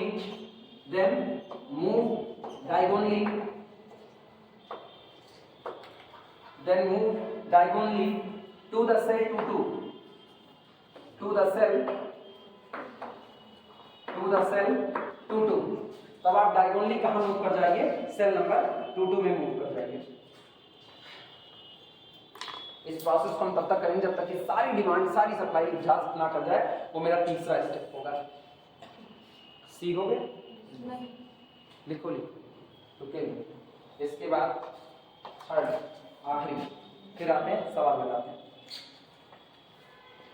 अब ये निकाल सकते हैं।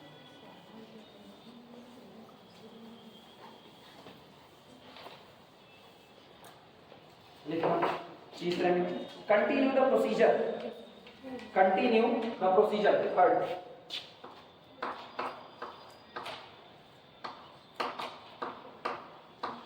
कंटिन्यू द प्रोसीजर,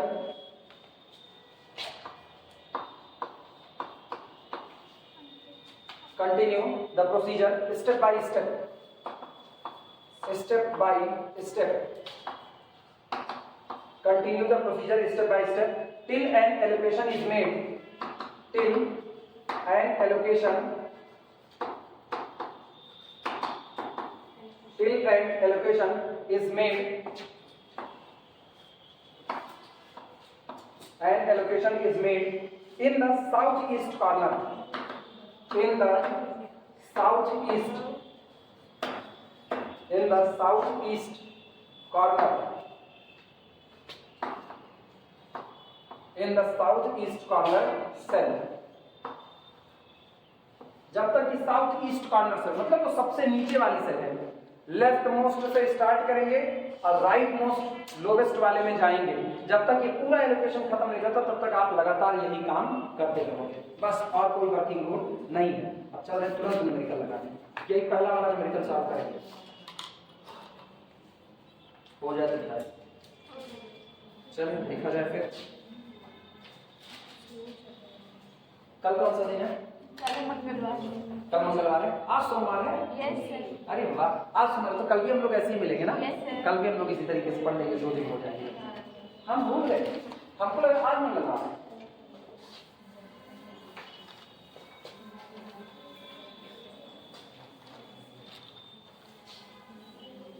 कभी कभी मुझको लगता है कि मुझको गजनी की तरह ढेर सारे टैटू बनवाने चाहिए ना, ये बार बार मुड़वा दें पूरा, और उसके बाद यहाँ पर लिखाएं फर्स्ट सेमेस्टर की क्लास कब चलेगी, फिर लिखाएं थर्ड सेमेस्टर की कब चलेगी ना। हाँ पीछे देख कहाँ पाएंगे? कौन सा शीशा? बच्चे शीशा, या शीशा लेके चलेंगे? हाँ साथ लेके चलेंगे ना। कोई पत्थर मार देगा, आप किसी को अगर मेरे से बदला लेना होगा गजनी की तरह तो वो शीशा फोड़ देगा, अब ना देख पाएंगे ना याद रख पाएंगे। हाँ अब इतने तेजी से भूल रहे हैं, मतलब आज सोमवार है, मेरे को लग रहा है आज मंगलवार है, मेरा दिन एक दिन आगे चल रहा है। बादाम खाने से कुछ नहीं होता, कुछ नहीं होता बादाम खाने से। पता नहीं लोग खाली कैसे कहते हैं कि बादाम खाने से कुछ होता है। हम एक बार सोचे कि बादाम खाने से मेरी अकल ज्यादा हो जाएगी, जो थी वो भी जाने लगी, हम बंद कर देंगे, हम क्या नहीं असल में जानते हो बादाम खाने का फायदा कब है? जब दूसरे के पैसे से खाना हो। अपने पैसे से खाओगे दिमाग उसी में रहेगा ना, इतना महंगा बादाम चुप जा रहा है, जार में खत्म हो रहा है, तो आपका दिमाग और कहीं काम कर ही नहीं पाएगा। आपका दिमाग एक ही जगह काम कर रहा है, जार में धीमे धीमे बादाम लो खत्म हो गए, फिर आप कुछ नहीं करने वाले ऐसे। लिखना अब यार तक फिर मौका मिलेगा, सर कंजूस है तभी फेयरवेल पार्टी नहीं दे रहे हैं, बादाम ऐसे देख रहे हैं जब तो काहे खिलाएंगे। प्रॉब्लम लिखना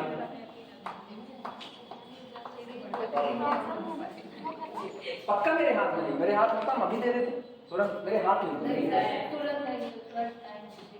हाँ टाइम तो हम दे देते। प्रॉब्लम लिखना, लिखो डिटरमाइन, याद कीजिए determine,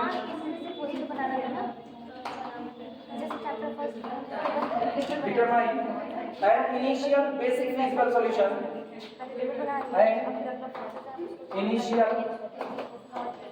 and initial basic feasible solution, initial basic feasible solution। हाँ बच्ची पहली ही प्रॉब्लम जो है उसी पहली ही प्रॉब्लम को करवाएंगे, किसको? पहली जो प्रॉब्लम है उसी पहली प्रॉब्लम को सॉल्व कराएंगे, ठीक है? और उसी को हम पूरी न्यूमेरिकल फिर से नहीं लिखने जा रहे हैं, इसलिए हम केवल उसकी टेबल बना देंगे और लिख देंगे कि जिस प्रॉब्लम के लिए ये टेबल है उसी प्रॉब्लम का आप इनिशियल सॉल्यूशन निकालिए। तुमको और छोटे में निकालना हो तो solve first problem by north west corner method, खत्म बात है, इतने में हो गया न्यूमेरिकल। और कुछ और कुछ समझना बताओ। Determine an initial basic feasible solution to the following transportation problem, to the following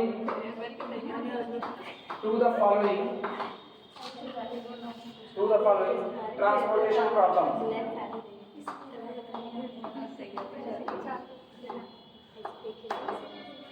to the following transportation problem. कह रहे हैं determine an initial basic feasible solution. आप एक इनिशियल बेसिक फिजिबल सॉल्यूशन निकालिए नीचे दिए गए ट्रांसपोर्टेशन प्रॉब्लम के लिए, और एक्चुअल में नीचे कोई नई ट्रांसपोर्टेशन प्रॉब्लम नहीं दी जा रही, वही जो पहली प्रॉब्लम जिसको हम लोग वर्बल डेटा को मैथमेटिकल में कन्वर्ट किए हैं उसी को सॉल्व करने जा रहे हैं। आई बात समझ में? इन शॉर्ट आप एलिमेंट लिख सकते हो, that is find initial solution, find initial feasible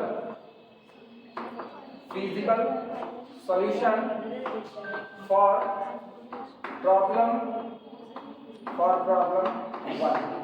ये रहा पहली प्रॉब्लम को सॉल्व करना है। टेबल बना दे रहे हैं, टेबल दे दी गई है, टेबल बनाना चाहो ना बनाओ, क्या टेबल बनाना चाहो ना बनाओ, ना बनाना चाहो ना बनाओ, ये तो लिख ही दिया ना। पहली प्रॉब्लम में टेबल तुमको पता है? हाँ पता है पता है ना, तो बस वही वाले टेबल अपने को सॉल्व करनी है। चलो सॉल्यूशन स्टार्ट करें। सॉल्यूशन टेबल पहले बना लेंगे, टेबल पहले बना लेंगे, बगल में एलोकेशन बताते जाएंगे कहाँ कहाँ कितना कितना एलोकेशन कर रहे हैं, किस सेल में कर रहे हैं, वो सारी बात तुमको एग्जामिनर को बतानी पड़ेगी। कभी ये गलती से भी मत करना, एक बात गांठ बांध लो, ये गलती से भी मत करना कि तुमको टेबल नजर आए और तुम बिना कोई थ्योरी लिखे गड़बड़ गड़बड़ गड़बड़ गड़बड़ पूरे में एलोकेट कर डालो। ये काम करोगे ना, एग्जामिनर यही मानेगा कि आपने नकल किया हुआ है। रूल नहीं लिखना है, रूल नहीं लिखना कि इतना बड़ा वर्किंग रूल लिखोगे जो तुमको लिखा है ना, ये सब नहीं लिखना। हाँ ये बताना है आपने क्या स्ट्रेटजी अपनाई है एलोकेट करने की, तो आप उसके लिए लिखोगे स्टार्ट फ्रॉम सेल दिस, ठीक, for this cell minimum of supply and demand is equal to this, allocate this in the cell. फिर आप अगली लाइन में लिखोगे now move diagonally because supply and demand saturated simultaneously, और या तो आप जहां मूव कर रहे हो वो बात आप उसको बताओगे। तो आप स्टेप में वो बात ऐसा करना, टेबल को ऐसे छोटा सा बनाना इधर, और इधर कॉपी में जगह छोड़ना छोटे छोटे स्टेप में उसी बात को लिखने के लिए। आई बात समझ में? तो ये तुम्हारा पन्ना भी हो जाएगा।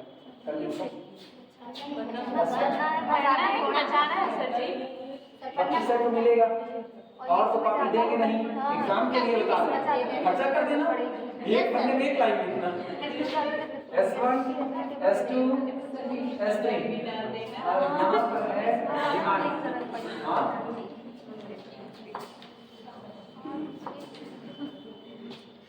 D1 D2 D3 D4 और यहाँ पर है सप्लाई। सॉल्यूशन स्टार्ट हो गया, लेक्चर नहीं चल रहा, सॉल्यूशन है।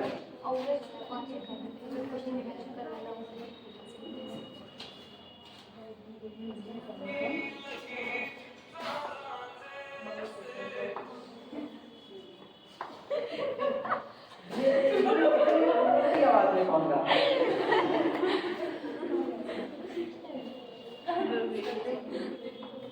तो बड़े गाने की रिंगटोन कौन लगा? रिंगटोन नहीं लगाया सर, तो गलती से। अच्छा गलती से बच गया। नहीं मतलब आदमी खुशी वाले गाने की रिंगटोन लगाए, कौन सा? एक दिन तो वैसे ही मरना है। 30, इसके बाद कितना था? फिर 30, फिर कितना था? 8, फिर 50, फिर 40, इसके बाद 70, इसके बाद कितना था? 10, 60, 20, 10, 60, 20, यही था। चेक कर लेना, यही था। डिमांड कितने की? 5, 8, 7, ये टोटल था ये 34, और इधर सप्लाई कितने की? 7, 9, 18, 7, 9, 18। पहले ये टेबल बना लो फिर लिखना चालू करें।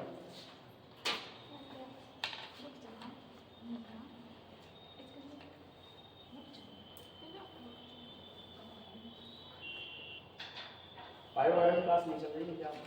थर्ड ईयर तो चल ही रही। बायो में चल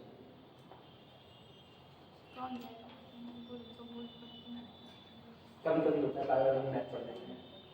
कौन पढ़ते हैं? अरे एक बार फंस गया था लड़का बेचारा, एक बार फंसा क्या था, अपने दोस्त के साथ मिलाया था, फंसा वो मेरी गलती की वजह से, मेरी गलतियाँ नहीं थी, हम ऐसे ही हैं। क्लास भरी में पढ़ा रहे थे, वो वहीं पर बैठा हुआ था और कहाँ पर बैठा हुआ था, उसकी सीट कौन सी थी, यहाँ पर सीटें लगी हुई थी, इस सीट के पीछे एक सीट और हुआ करती थी। अभी ये दरवाज़ा तब खुलता था, उसी में भिड़ता था क्योंकि बहुत ज़्यादा लोग रहते थे, तो वहीं पर बैठा हुआ था। और मेरी आदत थी, हम स्पेयर पढ़ा रहे थे, पढ़ाते पढ़ाते वैसे पूछने लगते थे, तो कभी कभी पीछे तक चले जाते थे, स्टूडेंट भरे रहते थे, 400 कुछ इस क्लास में स्ट्रेंथ बैठती थी, 350 400 कुछ बैठते थे, और पूछना चालू किए स्पेयर, सबसे पूछे, लोग जवाब दे पाते तो उसका नंबर ही नहीं लगता, उधर वाले लोग जवाब नहीं दे पाते, आ करके उससे टकरा गए। और ये सब हो कब रहा था, क्लास चल रही थी 1:40 से और तकरीबन 2:20 हो रहे थे, 1:40 से 2:20 हो चुके थे। उसको खड़ा किए तो वो खड़ा हुआ, नहीं बता पाया, तो हम उससे दूसरा सवाल पूछ लिए, वो भी नहीं बता पाया, और फिर तीसरा पूछे तब भी नहीं बता पाया। हम कहे यार कुछ बताओगे, जो बता सकते हो वो बता दो। तो जानते हो क्या बताया, सर हम मैथ के नहीं, हम बायो के तब वो बताते हैं हम मैथ के नहीं बायो के हैं, खाली अपने दोस्त से मिलने आए थे, आप आ गए तो हम फंस गए।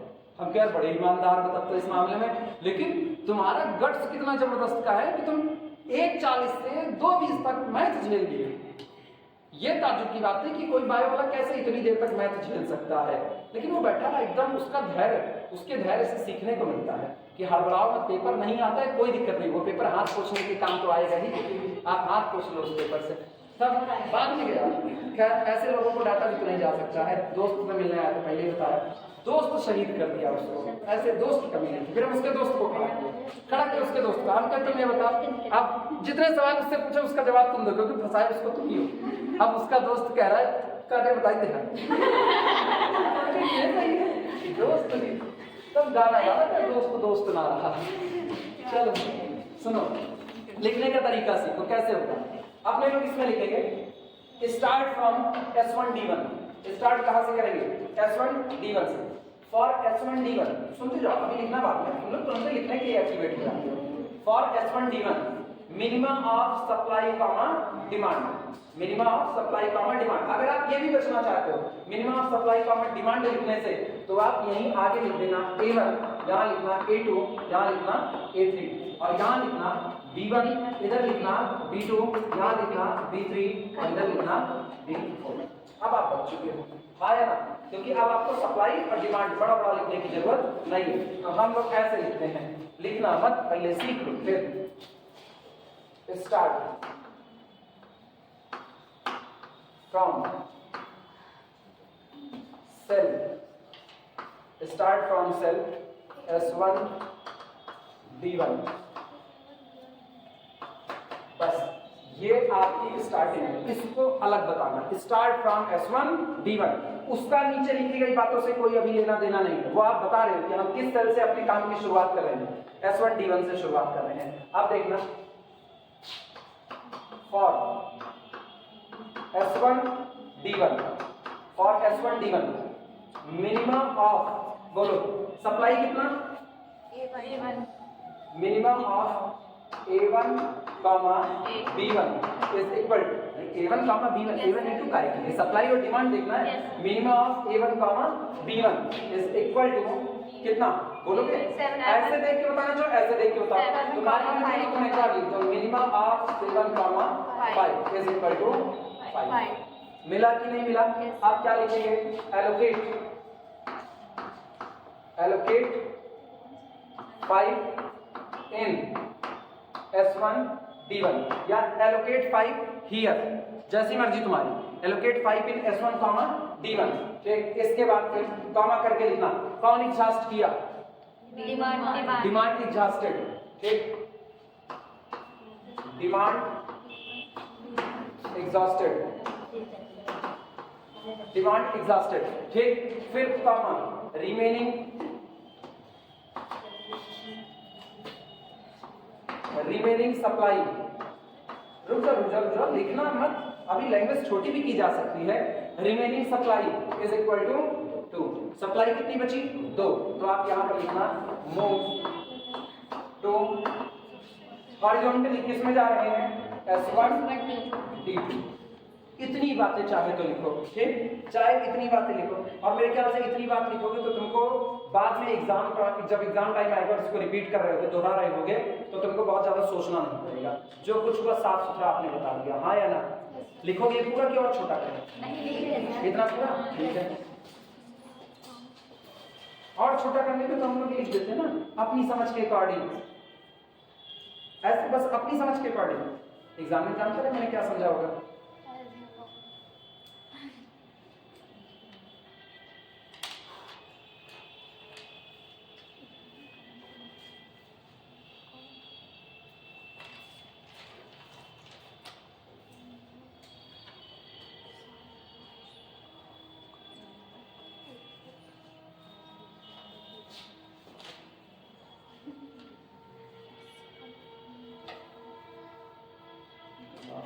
एक 51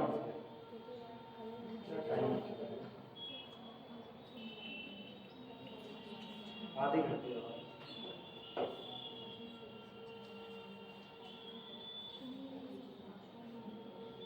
ये लिख लेना तो बताना। एलोकेशन कुछ मत करना, लास्ट में एलोकेशन करेंगे आखिरी में।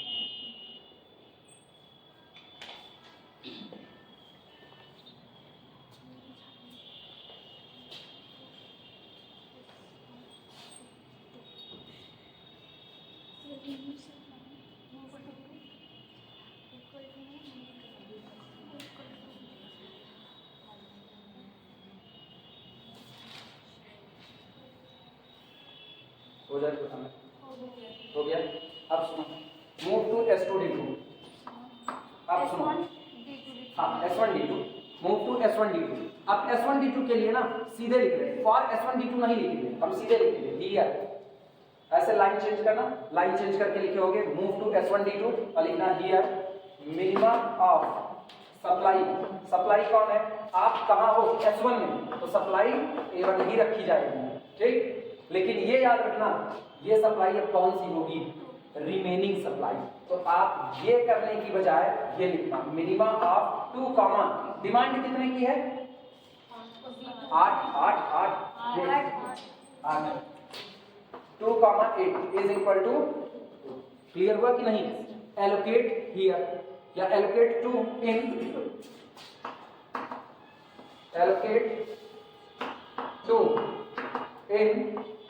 S1D2, allocate to in S1D2। अब आप चाहो तो बताओ और चाहो तो ना बताओ कि सप्लाई खत्म हो चुकी है।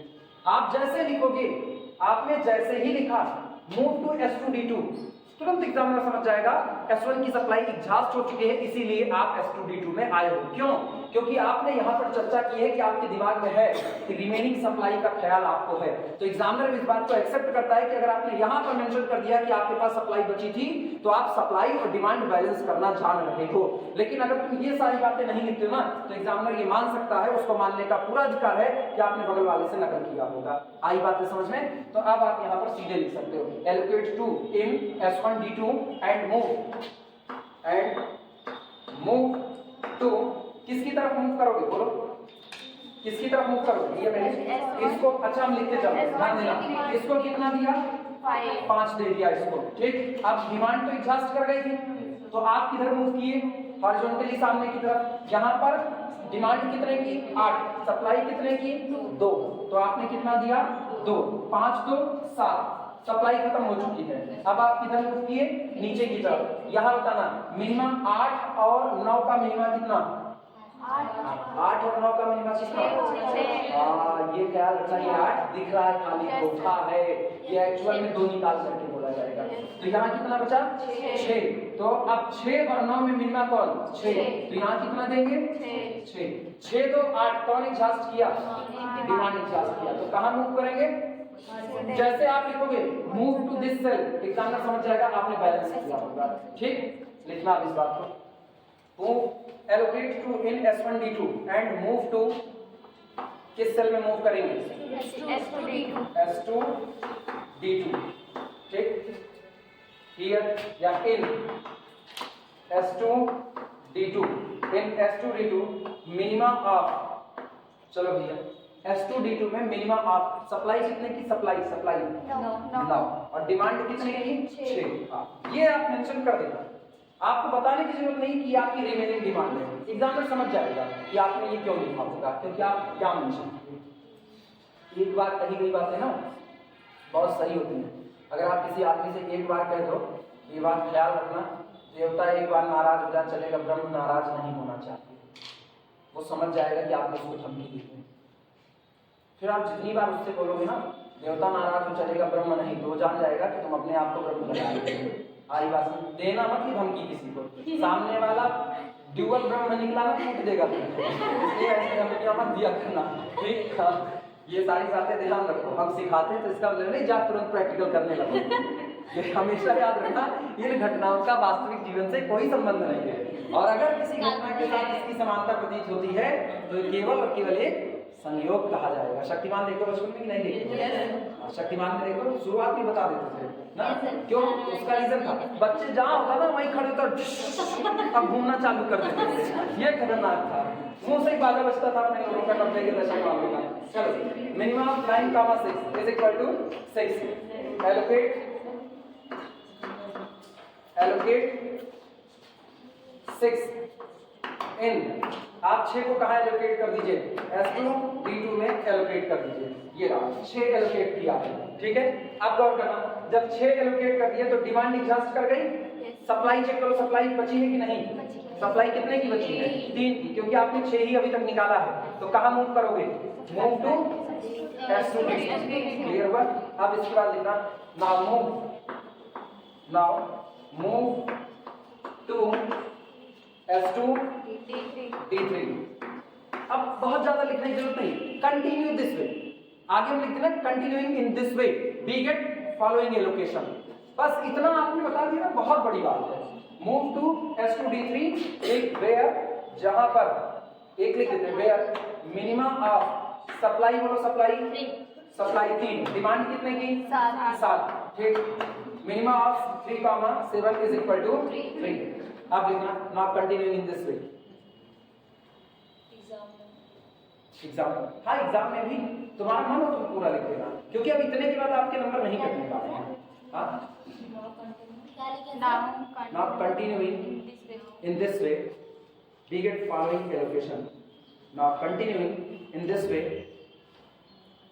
Not continuing in this way we get following allocation, not continuing in this way we get following allocation. Balance करना तो आया ना तुम लोगों को? ठीक, चलो एलोकेट करते हैं। अब साथ जुड़ना, अगर ये सब हो गया तो now continuing in this way we get following allocation, हमको नीचे दिया गया एलोकेशन मिलेगा। अब तुम टेबल बनाना, लेकिन पहले मेरे साथ बने रहो। ये बताओ 6, हाँ डिमांड एग्जॉस्ट कर गई 6, 2, 8 डिमांड एग्जॉस्ट कर गई, सप्लाई कितने की बची है? 3 की, तो आओ यहाँ पर इसको 3 दे दो, रीजन है डिमांड कितने की 7, तो आप 3 सप्लाई पूरी कर दी, डिमांड कितने की बची? 4 की, तो डिमांड बची है लेकिन सप्लाई बची कि नहीं बची? नहीं बची। ये 6, 3, 9 वो एग्जॉस्ट कर गई सप्लाई, तो अब आप आगे नहीं जा सकते, नीचे आओ। यहाँ पर डिमांड कितने की? 4, ऊपर का 3 निकाल दिया करना तुरंत, 4 और सप्लाई कितने की? 18, तो इसको कितना दे दूं? 4 दे दूं। इसके बाद आगे बढ़ो, अब डिमांड कितने की? 40, सप्लाई कितने की? 40, क्योंकि 4 निकल चुका, इसको दे दो 40। ये आ गया आपका कैलकुलेशन, बना लो अभी टेबल। अब टेबल बनाओ फिर से। अब नहीं किया, शुरुआत की टेबल तो तुमने केवल डेटा देखने के लिए किया, फाइनल टेबल का अपन अच्छा सॉल्यूशन में टेबल पहले बना दो और लिखोगी बाद में।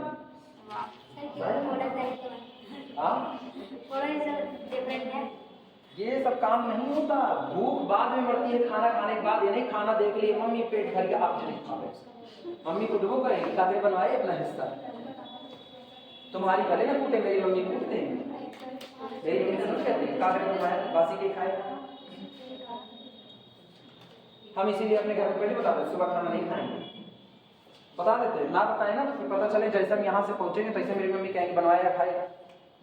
ठीक है, हम बाहर अपनी चला लेते हैं, घर में नहीं चलाते, घर में गृह मंत्रालय मेरी मम्मी संभालती हैं, पापा नहीं बचा सकते हैं, कोप लग गई। बहुत बचाने का पापा खाना नहीं मिलेगा साथ।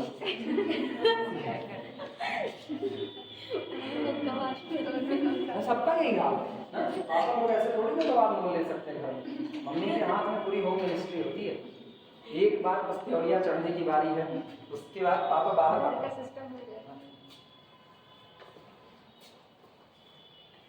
मातृशक्ति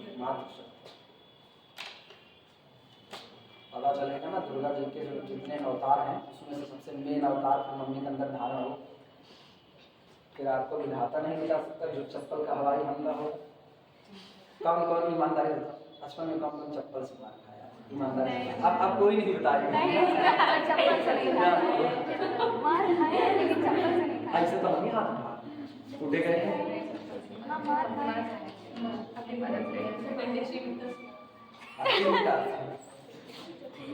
बना लो ये टेबल तो फिर आगे चले।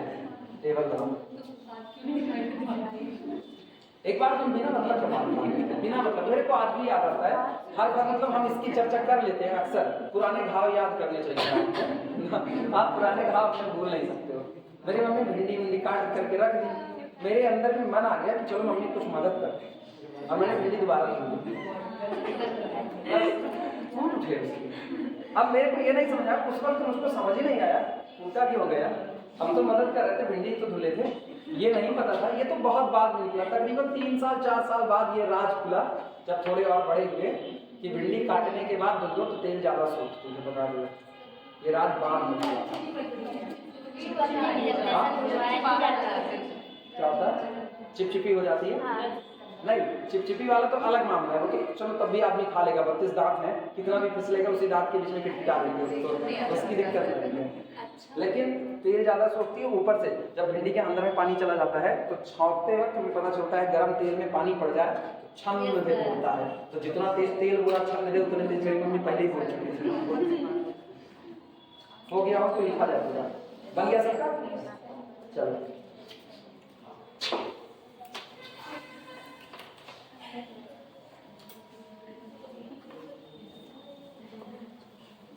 सुनो जरा तुम सारे लोग वो पहली वाली प्रॉब्लम जो है, पहली प्रॉब्लम या छोड़ो सब बनी तो है। ये बताओ पहली प्रॉब्लम का सलूशन देखना। हम तुमको पहले ही बताया था ना, हर सप्लाई सेंटर से हर डेस्टिनेशन सेंटर पर सामान खरीदा जाए ये कोई जरूरी नहीं है। पहले बताए थे, देखो क्या वही हो रहा है कि नहीं हो रहा है।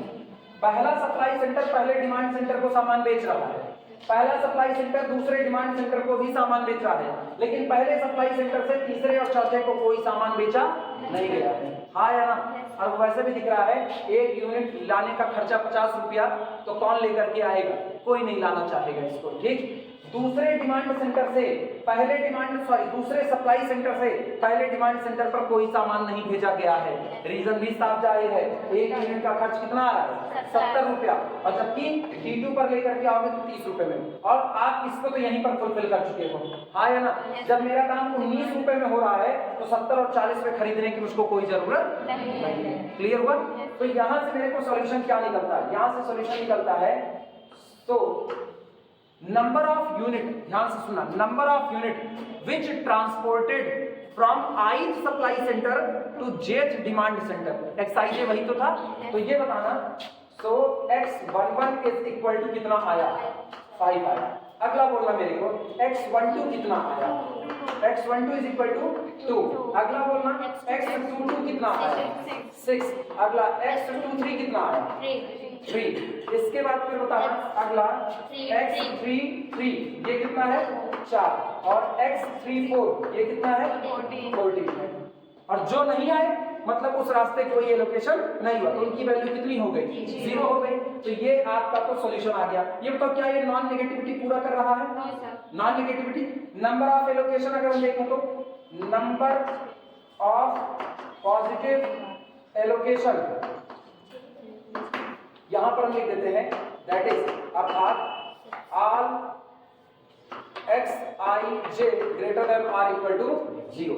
सारे xij greater than or equal to कितना है? 0। भाई जो आए पॉजिटिव दिख रहे हैं, जो नहीं आए उधर एलोकेशन ही नहीं हुआ तो उनकी वैल्यू क्या चढ़ गई? 0 चढ़ गई। तो सारे के सारे नॉन नेगेटिविटी को फुलफिल कर रहे हैं। एक बात। दूसरी बात सुनना, number of positive allocation is equal to row की संख्या, बोल भैया रो की संख्या 3, कॉलम की संख्या 4 और उसमें से एक कम, दैट इज इक्वल टू 6। क्या सचमुच 6 ही है कि नहीं?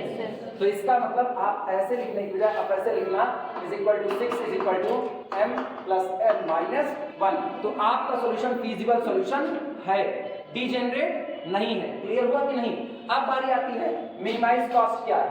Minimise z is equal to minimisation cost. Goal हम तुमको बहुत पहले ही लिखा दिए थे, याद है कि नहीं?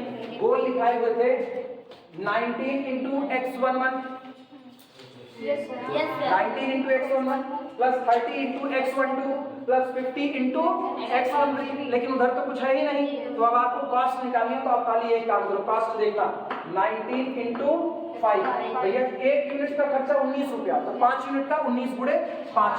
क्लियर हुआ? इसके बाद देखना प्लस 30 इंटू 2, इसके बाद फिर 30 इंटू 6, इसके बाद फिर कितना प्लस 40 इंटू 3, इसके बाद कितना 70 इंटू 4, इसके बाद कितना 70 इंटू 20 इंटू 40। कैलकुलेट करो दाम कितना आया, खर्च कितना लगा। 1015। चेक करो, एमएससी करवाए ना इसलिए आ रही 1015।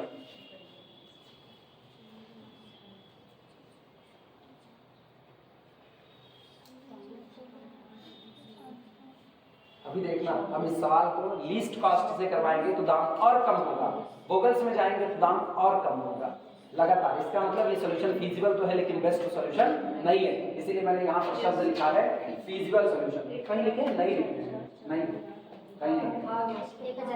1025 1015 कहाँ गलत जोड़ दी? 1015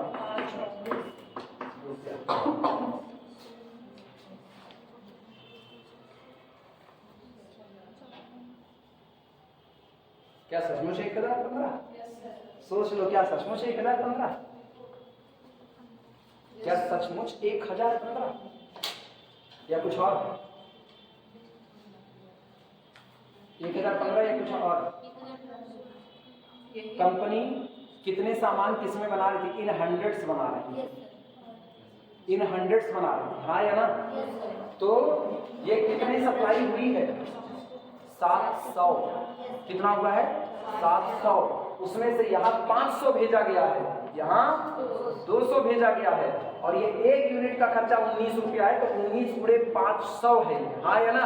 ये जितना आंसर आया है ना मल्टीप्लाइड बाई 100 चलेगा। क्लियर हुआ कि नहीं?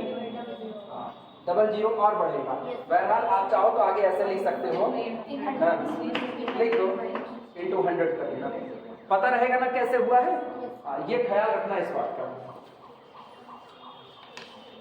वैसे तुम नहीं भी लिखोगे ना, एग्जामिनर उतना जान रहा है। सुनो सुनो, इधर इधर, अरे टेंशन मत लो, कई लोग टेंशन आ गए इसी में ना, कोई टेंशन ना लो। तुम 1015 भी लिख दोगे ना तब भी सही माना जाएगा। रीजन, आपने डेटा में शुरुआत में ही बोल दिया इन 100 सारी बातें निकाली गई हैं, तो आप ऐसे 1015 लिख करके छोड़ देना, वो माना जाएगा आपने इन 100 में आंसर दिया। लेकिन अच्छी बात ये होगी आप पूरा पूरा काम कर दोगे। समझ में आई बात है? ठीक। हाँ, यूनिट की सप्लाई जो हुई है इन 100 में हुई है। ठीक,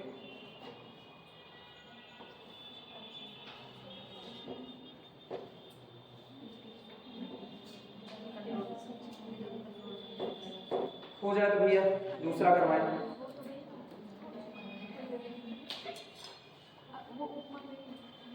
चले दूसरा सवाल। अच्छा लिख लो पहले,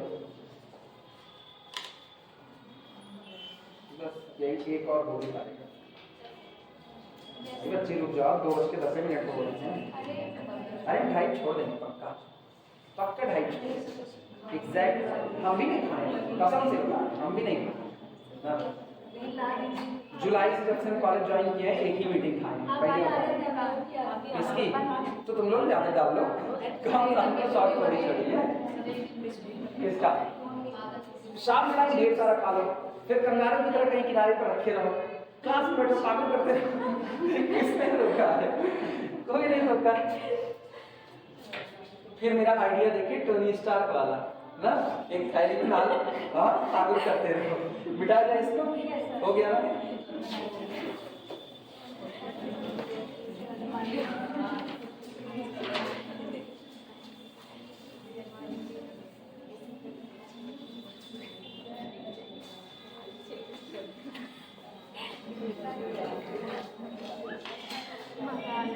असल में ऐसे खतरनाक आइडियाज में मेरा कोई रोल नहीं है, इसका सारा क्रेडिट हम अपनी मम्मी को देते हैं। बचपन में ना खूब तेल चुपड़ी हुई है मेरे बाल में, तो जब आप सिंचाई व्यवस्था अच्छी रखे हो तो फसल अच्छी हो रही है, तो ऐसे फसलें निकल करके आ रही हैं, ऊट पटांग आइडियाज हैं।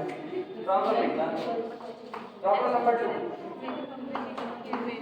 सुनो प्रॉब्लम नंबर मैंने 2 लिखा है, हाँ या ना।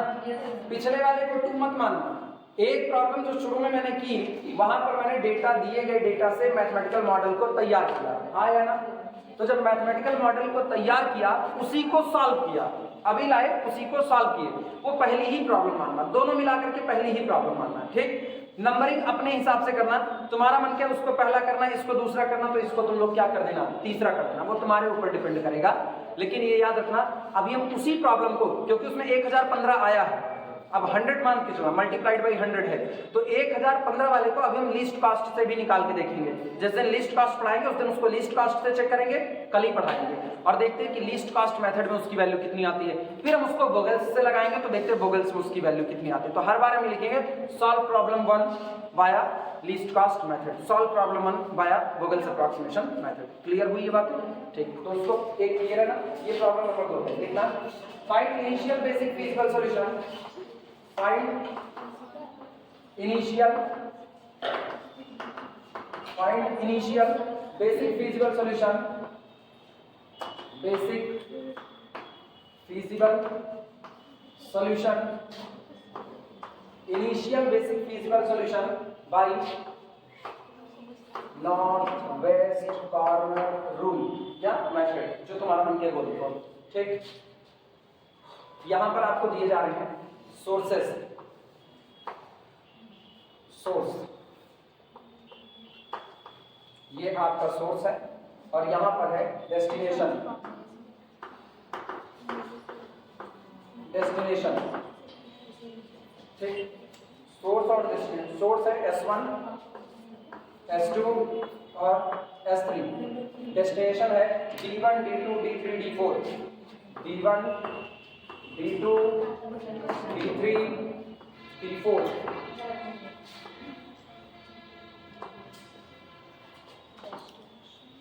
यहां पर है सप्लाई और यहां पर डिमांड, डिमांड।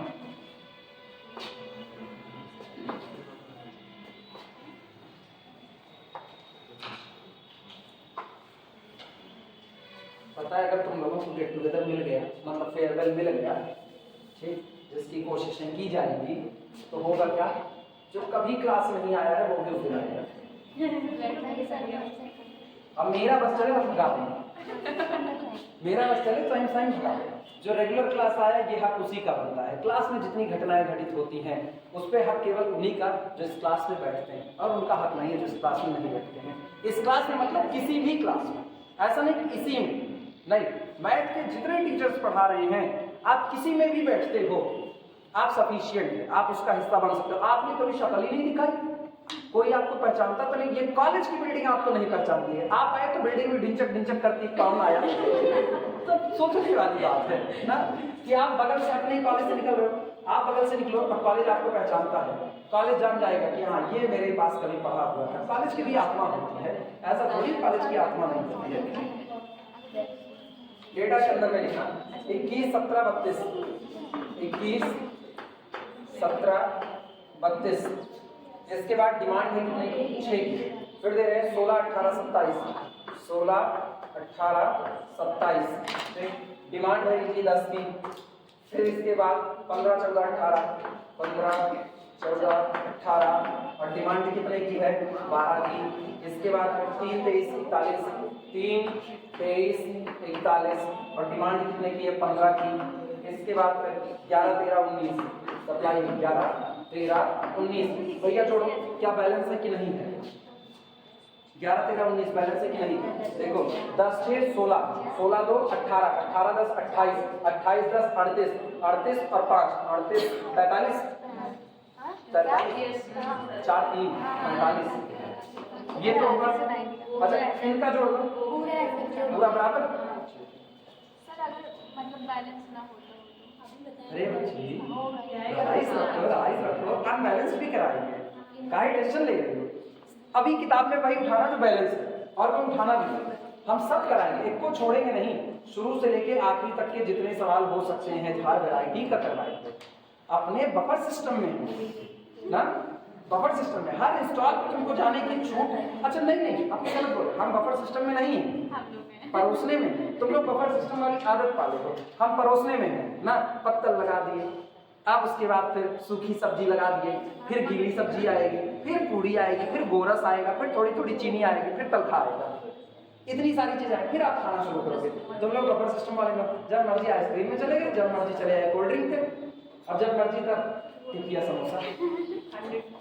ऐसा थोड़ी चल सकता है, सारी करवाएंगे, इंतजार रखो बस खाली। चलिए शुरू किया जाए, शुरू करेंगे। Yes sir.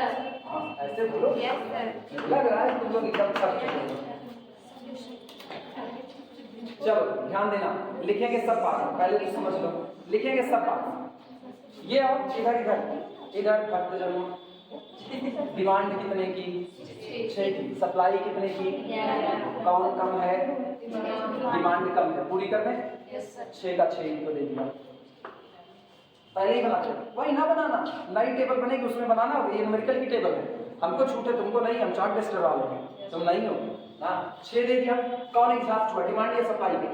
Demand exhaust. नीचे आ सकते हैं नहीं, क्योंकि डिमांड खत्म हो गई, सप्लाई बची है कि नहीं? तो इसका मतलब आगे बढ़ सकते हैं, बढ़ो आगे। डिमांड कितने, सॉरी सप्लाई कितनी बची? 5 की बची।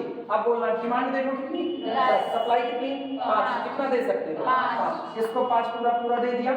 अब ये बना 6 5 11, सप्लाई खत्म हो गई, सप्लाई खत्म, डिमांड बची हुई है कितनी बची? 5। नीचे आना पड़ेगा, यहाँ आओ, डिमांड बोलो 5, सप्लाई कितने की? 13। क्या 5 दे सकते हो? 5, इनको पूरा पूरा दे दो। अब बताना 5 5 10, डिमांड खत्म हो गई, सप्लाई कितनी बची? 8। आगे बढ़ो, यहाँ बोलो डिमांड कितनी? 12, सप्लाई कितनी? 8। तो यहाँ कितना दे दो? 8, क्योंकि 12 था, आप बाकी दे सकते थे। अब बोलना 8 ये हो गया, अब यहाँ पर 13 है, तो 8 5 13, सप्लाई खत्म हो गई, डिमांड अभी बची हुई है कितने की? 4। नीचे आओ, सप्लाई कितने की? 19, डिमांड कितने की? 4, तो इसको 4 दे दो। अच्छा 19 में से 4 निकला तो कितना? 15। लास्ट में आ गई कि नहीं? डिमांड कितनी? 15, सप्लाई कितनी? 15, पूरा पूरा 15 दे दो। अब गिनो जरा 6 है कि नहीं है? 1 2 3 4 5 6, 3 4 4 3 7, 1 कम 6, इसका मतलब फीजिबल है।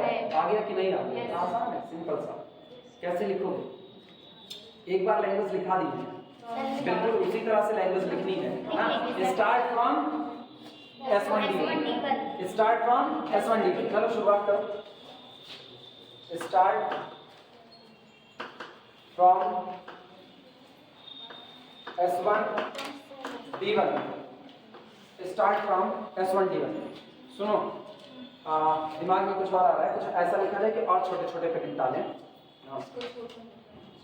नहीं उससे छोटा, अब एक बार लैंग्वेज पूरी पूरी सिखा दिया ना, अब उससे छोटा हो सकता है ना।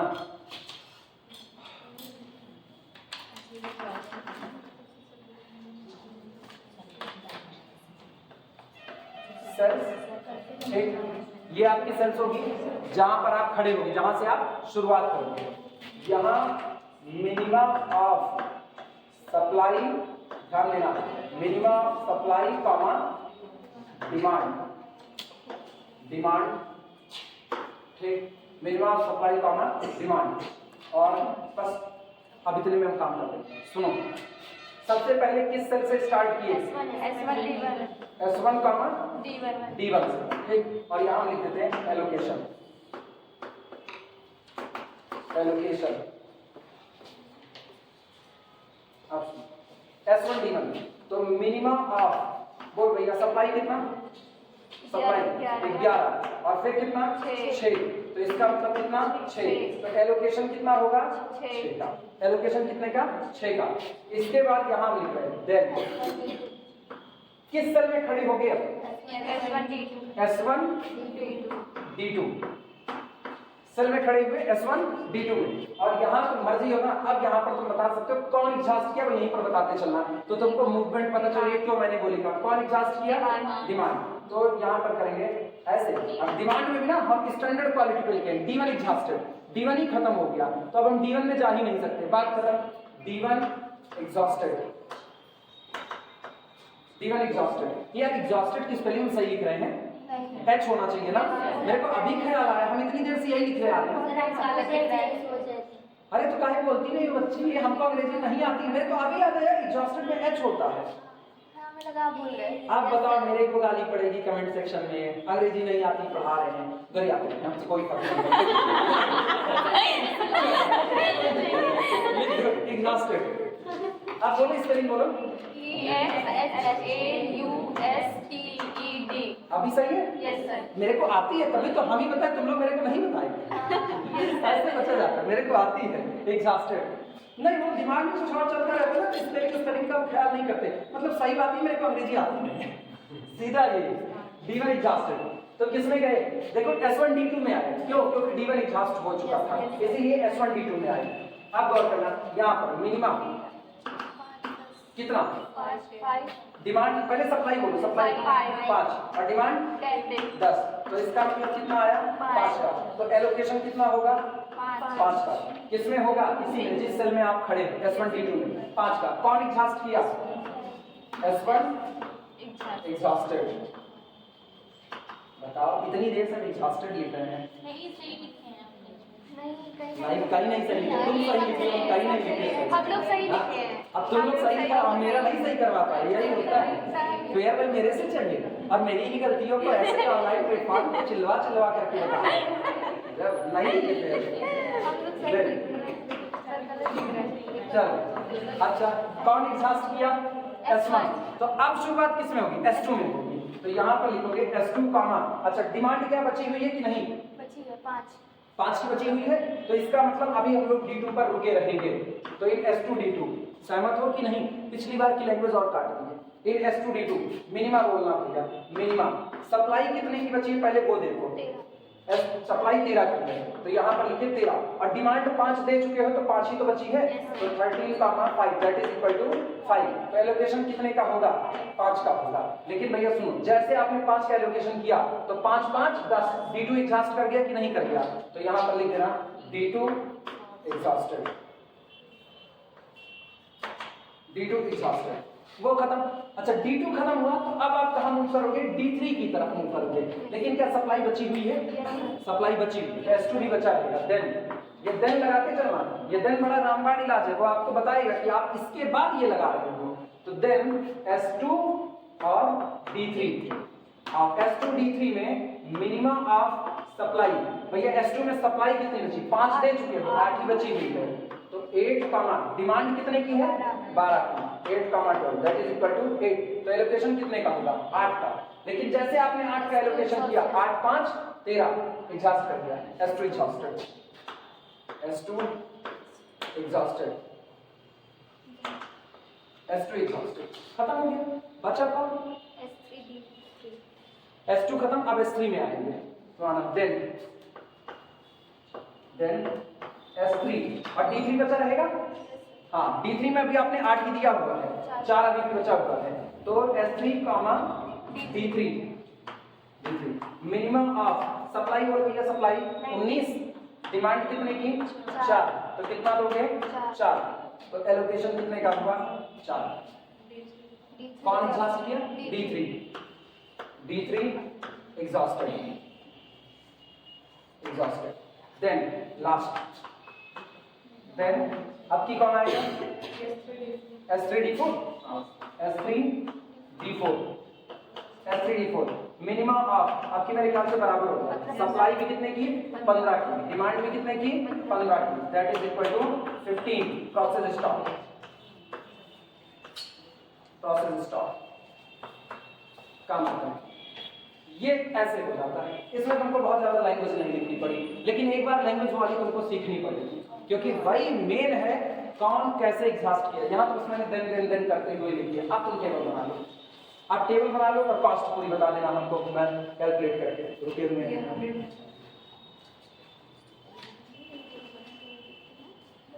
नाम से पूरा लिखो। अरे कॉस्ट मिनिमाइजेशन ही है, डेस्टिनेशन है ना, ये सोर्स है, ये डेस्टिनेशन। तो पहुंचाने के लिए या तो खर्चा आया होगा या तो टाइम आया होगा, तो मिनिमा ही रहेगा। पूरे ट्रांसपोर्टेशन में ना मिनिमा ही रहता है।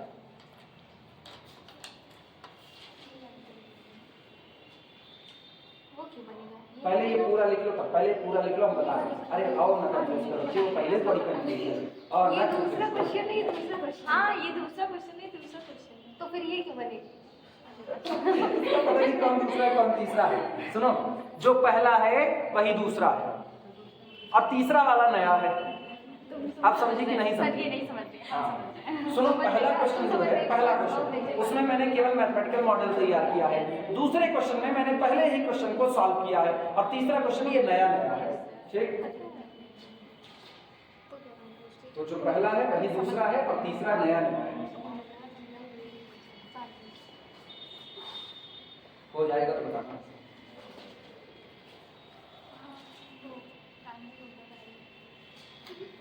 लैंग्वेज कितनी है सही है, कितनी गलत है, लेकिन है अभी भी। चलो साथ में याद हो जाएंगे सर।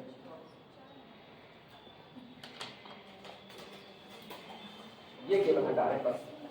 यहाँ पर देखना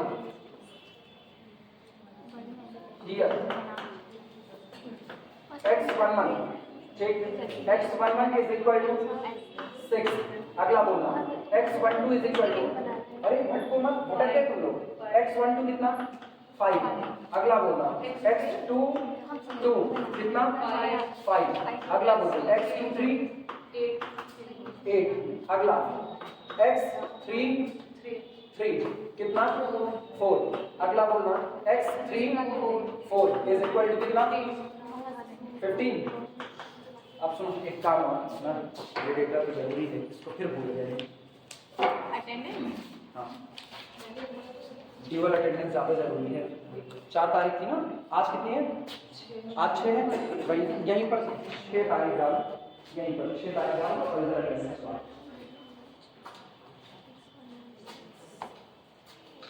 ये और कोई बचा है कि नहीं? सारे हो गए? अच्छा, and all xij greater then और इक्वल टू 0। एक तो आपने नॉन नेगेटिविटी पूरी कर दी, हाँ या ना? नॉन नेगेटिविटी पूरी हो गई। नॉन नेगेटिविटी पूरी होने के साथ साथ ये भी देखना होता है फिजिबल है कि नहीं है। तो फिजिबल वाली बात कर देते हैं। नंबर ऑफ पॉजिटिव एलोकेशन, ऐसे कॉमा करके लिख देना, number of positive allocation is equal to 6 जगह पर एलोकेट हुआ है। देखो ना, 1 जगह 2 जगह 3 जगह 4 जगह 5 जगह 6 जगह, तो टोटल कितना हुआ 6 is equal to m plus n minus 1। Row की संख्या 3, कॉलम की संख्या 4, 4 3 7, 1 कम 6। ठीक, ये हो गया। implies that solution is feasible, implies that solution is feasible, solution is feasible। ये मिटा दे नीचे वाला।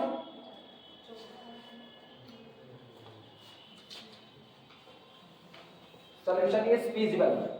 अच्छा, minimize z is equal to 21 into 6 plus 16 into 5 plus 18 into 5 plus इसके बाद 14 into 8 plus अगला कौन है 18 into 4, इसके बाद फिर प्लस 41 into 5 15। किसी ने निकाला? 10 कितना? 10 95। 1095 सही, नोट कर लो। बस अटेंडेंस दे दो, उसके बाद तुम लोग जा सकते हो। अटेंडेंस लेंगे रिटर्न वाला, वो भूल गए थे, अचानक से आ गया। सर वो तो गायब उपमा चले गए। हाँ बताइए कुछ नहीं आकर के, कुछ कहीं शादी वादी में जाना है। हाँ बताइए तो नहीं, तिलक पड़ी हुई है चाचा के यहाँ पे, चाचा के यहाँ पे तिलक पड़ी है।